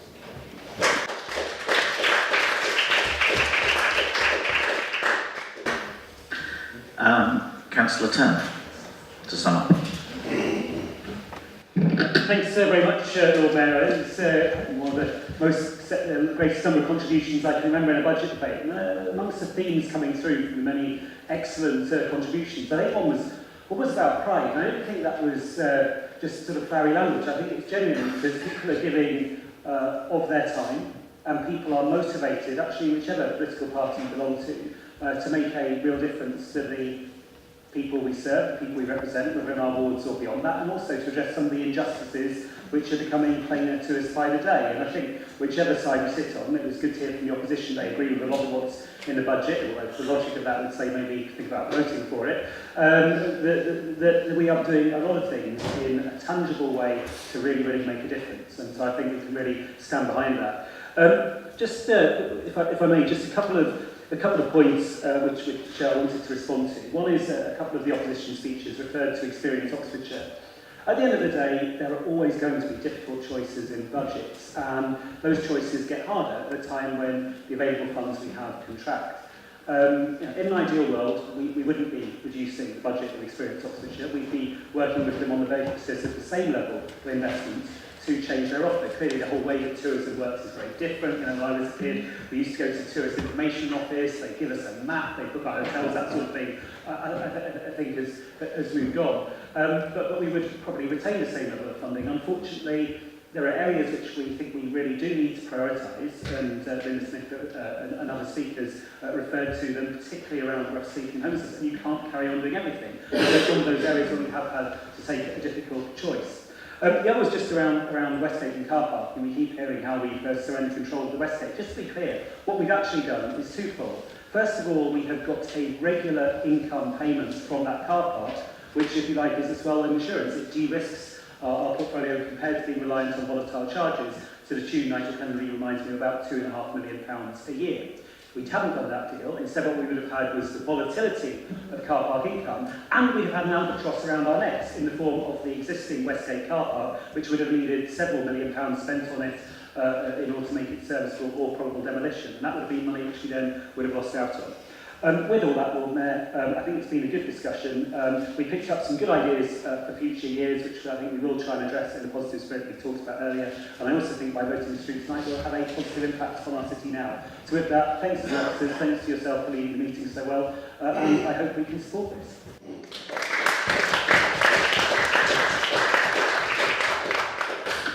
Thank you. We now move to a named vote. And the vote is on whether you support or not the medium-term financial strategy and the budget as not amended. Apart from by CEB yesterday or something. Okay? Yes.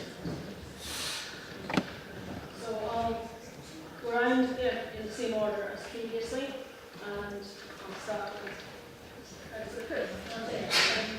Four. Four. Or Councillor Simmons. Abstain. Councillor Al-Khan. Yes. Councillor Arshad. Four. Councillor Azad. Four. Councillor Bailey Summers. Four. Councillor Brown. Four. Councillor Chapman. Four. Councillor Clarkson. Four. Councillor Perez. Four. Councillor Curran. Four. Councillor Shkai-Mabini. Four. Councillor Donnelly. Four. Councillor Fry. Four. Not here. Not here.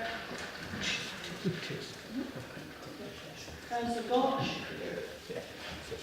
Councillor Harris. Councillor Hayes. Councillor Hollingsworth. Four. Councillor Howlett. Four. Councillor Kennedy. Four. Councillor Randall Mills. Councillor Ligo. Four. Councillor McManus. Four. Councillor Mukongi. Four. Councillor Pressel. Four. Councillor Rowley. Four. Councillor Rush. Four. Councillor Sim. Four. Councillor Linda Smith. Four. Councillor Ross Smith. Councillor Tanner. Four. Councillor Carver. Four. Councillor Taylor. Four. Councillor Turner. Four. Councillor Upton. Four. Councillor Wade. Yes. And Councillor Wood. Abstain. That should be 34, 6 against, and 2 abstentions. Okay, budget is carried. Thank you. We now move on to agenda item 11 on page 55 of the main agenda, the council tax. Councillor Turner, do you wish to speak to this? Well, I think I'd like to move this one formally, Lord Mayor, and just hope we can agree recommendations. Nigel, is there anything you wish to say? Thank you. Are there any questions or comments? If there are not, we need a seconder. Thank you, Councillor Brown. In that case, we move to a vote. Can I see all those in favour? Please show. Oh, it's a name vote. Okay. Here we go again. Oh, my friend.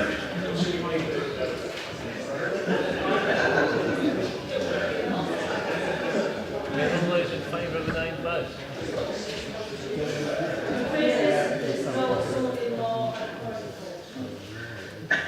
Proposals or against or abstaining?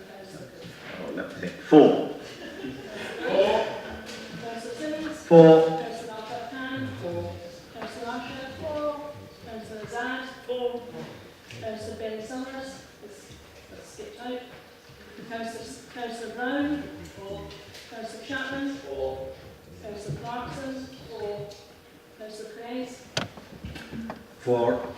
Councillor Curran. Four. Councillor Shkai-Mabini. Four. Councillor Donnelly. Four.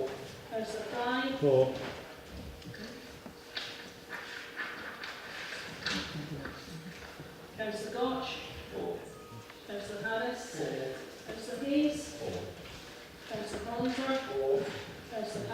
4.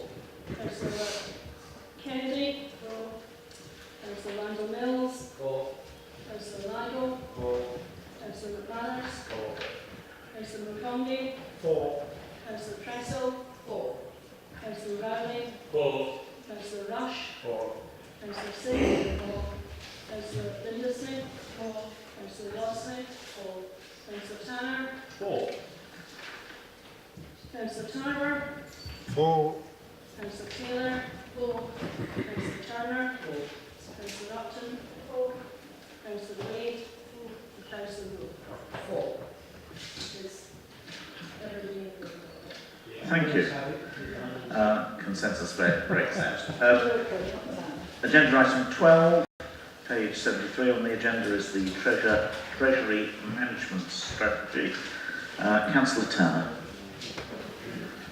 Thanks, Lord Mayor. This strategy obviously guides our significant level of investments. We think it's right the right balance here between risk and seeking reward in these times of low interest rates. There's sort of technical changes around our companies that are reflected in here. There's also the plan to increase property investments. Those performed well for us. And just remind colleagues as well that we have our ethical investment policy in place. I move. Thank you. Do we have a seconder for that? Thank you. Councillor Simmons, and any questions or comments? Councillor Simmons. Yeah, I'd just like to say that, this is exciting, a Treasury Management Strategy. Not many people think it is, but it is. It's really important how we put the money, invest the money we have. I'm particularly proud of the ethical investment policy, and many people thought, including me, at the time that we passed it because we didn't have any direct investments in fossil fuels and all these other things, it wouldn't make a difference, and there is always that danger still. But you'll notice in paragraph 59 that officers have actually taken advantage of utilising this policy. We do have some money now in green deposit notice accounts by Barclays Bank, and I suspect that might not have happened had we not had an ethical investment policy. Okay, any further questions or comments? In which case we need Ed. Yeah, if I can, just on the point of interest, I agree, it is interesting. I remember years ago I made some slightly glib comments about the policy, and then we ended up with the Icelandic banking deposits. So there's actually a really clearly it's hard cash for public services. There's also a next question which members I think need to think about a balance between risk and reward. So Craig's absolutely right on that score, and I'm glad also he appreciates the ethical investment policy. Okay, we need to approve this. Can I see all those in favour? Please show. I think that's by far and away a majority. Anyone against? No? Good. Right. Okay. Move on to item 13 on page 101 of the main agenda, capital strategy. Councillor Turner. Much trailed, actually, so please, I remember Councillor Wade played this back to us. It's changed slightly talking about. This is our attempt, I think, to tighten up some of our processes. It's not radically different, but I think what we're saying is we want to be much clearer about precise funding, about viability, about timescale, and then also have a more rigorous monitoring process in place. And ultimately, we want to, then we will need to be judged on whether we're successful in the programme more effectively. We've got a big programme, it's a challenge, and also there will be things which are beyond our control which can happen, but still I think the strategy should stand us in good stead, so I'd like to move it forward. Thank you. Are there any questions? Craig. It does seem very weak on environmental measures. It says, we've got to take environmental considerations, but then it's very, very weak on actually what that means in terms of funding our capital strategy. And we've had this discussion at Scrutiny, and I wasn't particularly convinced by the result. So I'm just hoping that you can, I'm voting for this, but I really hope that we can strengthen the criteria for making capital decisions around the environment, because as we've heard earlier, and back to the local plan, yes, we will get zero carbon by 2030. It's not in the current, exactly. So, the point is that we need these things now. Capital projects are going to be around, things built now will be around 50, 100 years' time. And so we really need to take, they say slow things first is the old saying in the environmental movement. Building slow things, it's slow to happen, we need to deal with these things first. Any further questions? Yes, Councillor Ross-Smith. Am I allowed to make a comment, Lord Mayor? That comes after questions. If there are no questions, we move on to, we need a seconder. We have a seconder for this. Councillor Hollingsworth, thank you. Ed, do you want to answer the question first and then we take comments? Or do you want to just take it all when you sum up? Okay. Councillor Ross-Smith. Thank you, Lord Mayor. Yes, I don't feel that I can actually fully support this and will be abstaining on it. We've already made points this evening about some of the capital spend proposals in here, and indeed I don't think I had any response when we were talking about the debate earlier with the administration's proposals with regard to the capital spend for putting in the new Bullingdon much needed community centre for that to be a carbon neutral building. So I shall be abstaining. Okay, unless there are any further comments, Ed, do you wish to respond? Dear me, Lord Mayor, yes. So on Craig's question, I think it's a good challenge. I think it's partly about where our capital strategy sits compared to the formation of our kind of corporate plan and our budget. And I think this is, for me, this document is particularly around the process when we set our corporate priorities. So it's then about when we got a scheme which on something which we think is important, how we implement it. There are environmental considerations discussed in it, but I think there's also something which comes a bit earlier in the process. But if you've got suggestions about ways in which we can improve it, I think we'll be open-minded. In terms of, I really have been a bit baffled by some of the Lib Dem contributions on this one tonight, to be honest, Lord Mayor. You know, it used to be the case that whenever we had a report saying that some of our capital programme had slipped, you know, they were sort of dancing around about it, saying, oh, this is terrible, and, you know, what a shambles. Then they want to take out the extra project management capacity, and then when we say we're putting in place a new process in order to make sure that we don't have that slippage, they say they're going to abstain on it. I mean, you know, I ask you. That's very kind of you, but we now move to a vote on this. Can I see all those in favour, please show.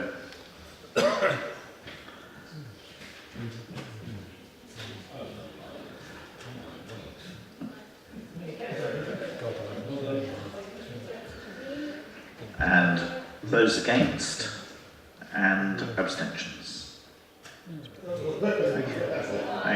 Thank you.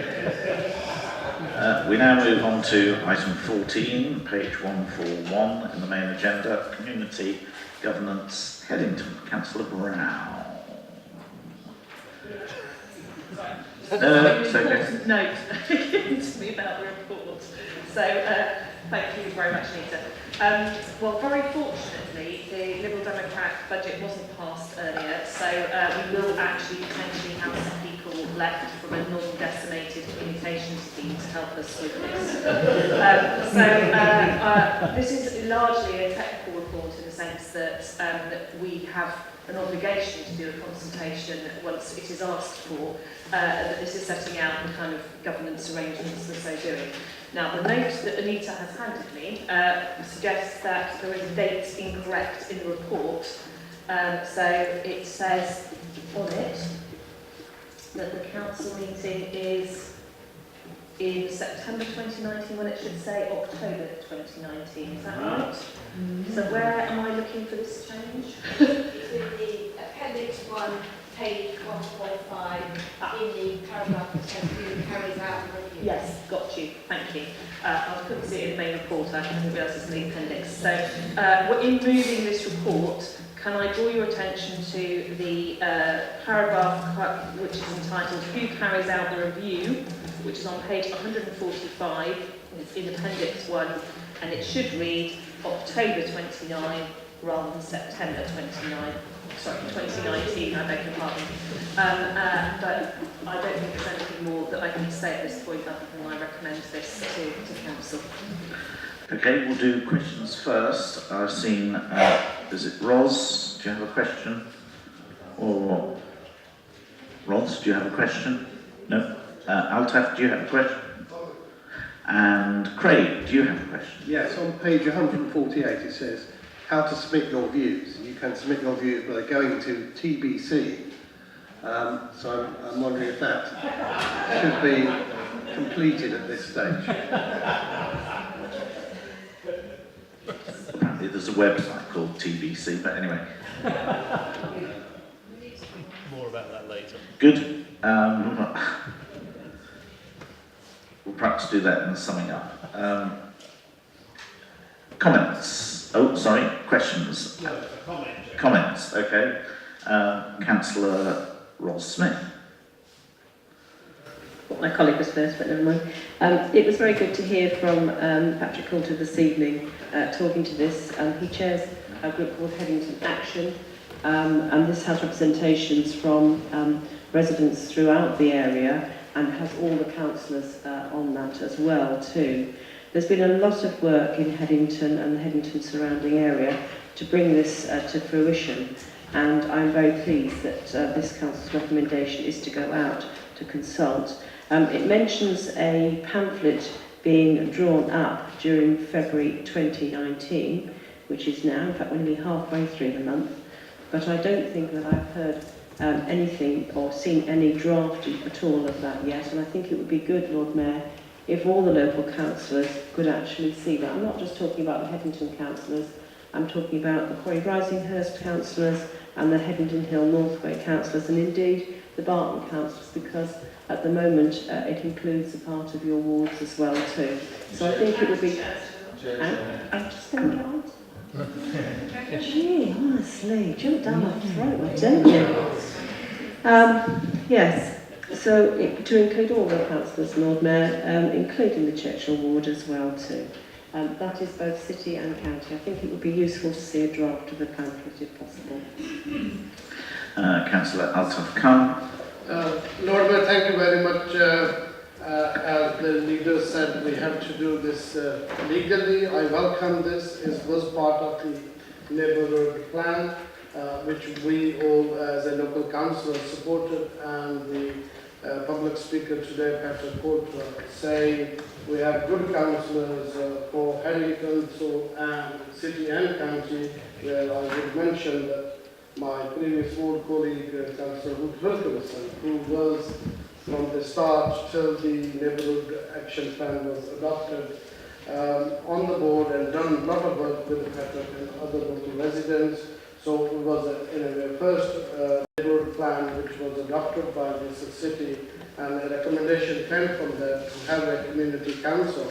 The final point I would like to add, what Rose already said, is that we say the local democracy, I think is really involvement of the local people responding back. We also heard early on how the response was received on the budget consultation. I would like to see in the pamphlet a simple language explaining how the community council's preset of the parishes and what sort of responsibilities and things to go for people to understand and more people to apply that. And I'm sure my ward colleague and myself, we do hold a meeting, regularly meeting, and put a leaflet every month. We will also try to assist if that sort of pamphlet is copied to us as well. So we want to see from 10,000 people, maximum people replying back. So when in October a report comes back, so is it really a reflection of those 10,000 people we are consulting? So thank you very much. Councillor Tanner. Thank you, Lord Mayor. In Littlemore, we have a parish council that do a number of wards in this city. And I've come to think that they are a very good institution. They're local, they're democratic, and if people get behind them, they can be very effective. It costs the taxpayer a little bit more, but not significantly more per household, and it means that they can choose their own priorities and add a little bit to the services that are provided locally. They also get, of course, a slightly bigger chunk of the SIL money, Community Infrastructure Levy, when it comes along. But I think the key thing is that they provide local people with a local voice, and of course it's going to be up to the people of Headington to decide. If they don't want it, they can throw it out. If they do want it, I hope they'll make good use of it, because I think certainly in Littlemore this kind of parish council or community council is a big democratic advantage. Thank you. Unless there are any further comments, Councillor Brown. Thank you, Lord Mayor. It's good to see there's still so much debate about local democracy, even at this late hour after such a long meeting. And I would like to thank all those who have got us to this stage of the process, people who've done a lot of hard work on this, Nathan Patrick, who came to talk to us earlier, and many others, including, from my perspective, John Neelan, who is a constituent of mine and Mark's in Churchill Ward, who's also been a contributor, and I've had some correspondence with him on this matter. Thank you for noticing the sort of error in the report, Craig. I'm sure that will be filled in with something appropriate. I'm not going to make it up on the spur of the moment, so I'm sure we can all be told what the TBC is by email at some future point. But I think I would also like to respond to the points made on the pamphlet and to welcome the conversion of the Liberal Democrats to the idea of the communications team having a role, because clearly that is where this work lies, and it is a really important part of the process, because making things easy for people to understand is really important, and it is a key part of what we do, is to try and explain what we do to the people of Oxford, and that will be very important. I'm sure that the pamphlet will be shared with councillors as and when it's in a position to be so, and I'm sure that the committee will make sure that that happens. I don't think there's anything else to add at this stage, so I to vote. Thank you. As you can see, we're asked to approve a couple of things and agree another one. Can I see all those in favour, please show. I think that's pretty much unanimous. Lovely. Item 15 on page 149 of the agenda, licensed vehicles emission standards. Councillor Clarkson, do you wish to comment? I don't really. I see that you, Lord Mayor, are down to move this report, but...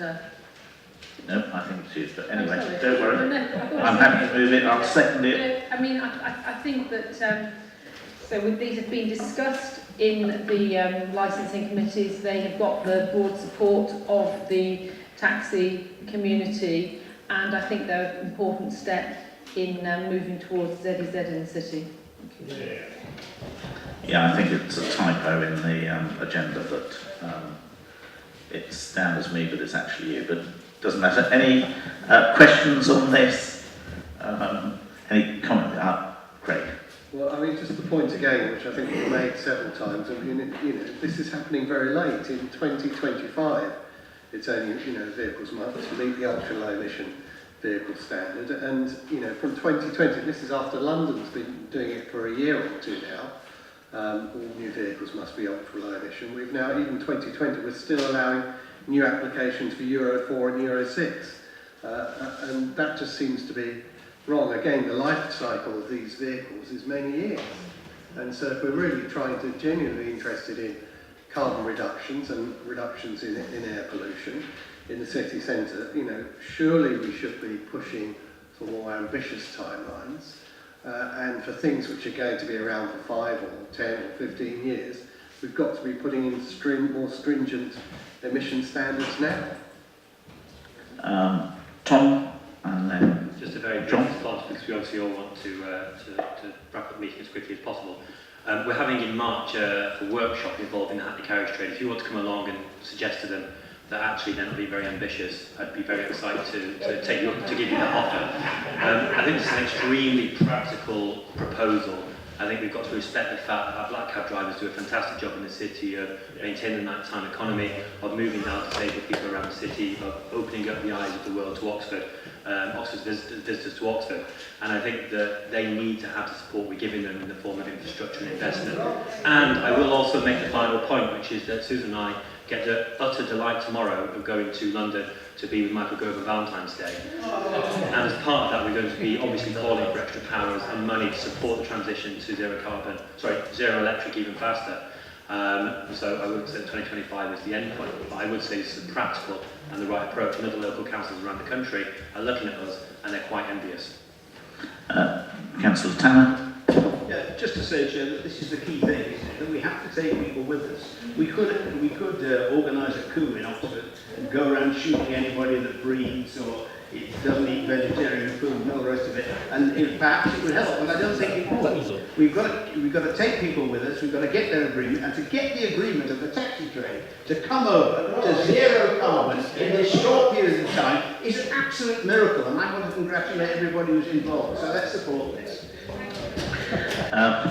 Mary, do you wish to say anything? Just to say that in Oxford we have got a fairly elderly fleet of taxis, and so bringing them up to standard is perhaps more of a challenge than it is for other authorities. And as John said, you have to take people with you, you have to be realistic and be aware of the considerable expense in investing in a new taxi. So you have to take it at a realistic and fair speed.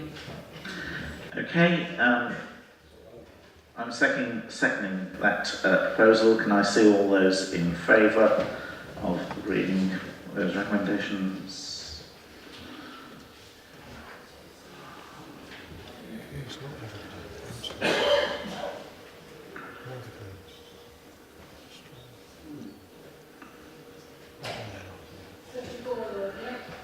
Those against and abstentions. That concludes the meeting. Thank you very much.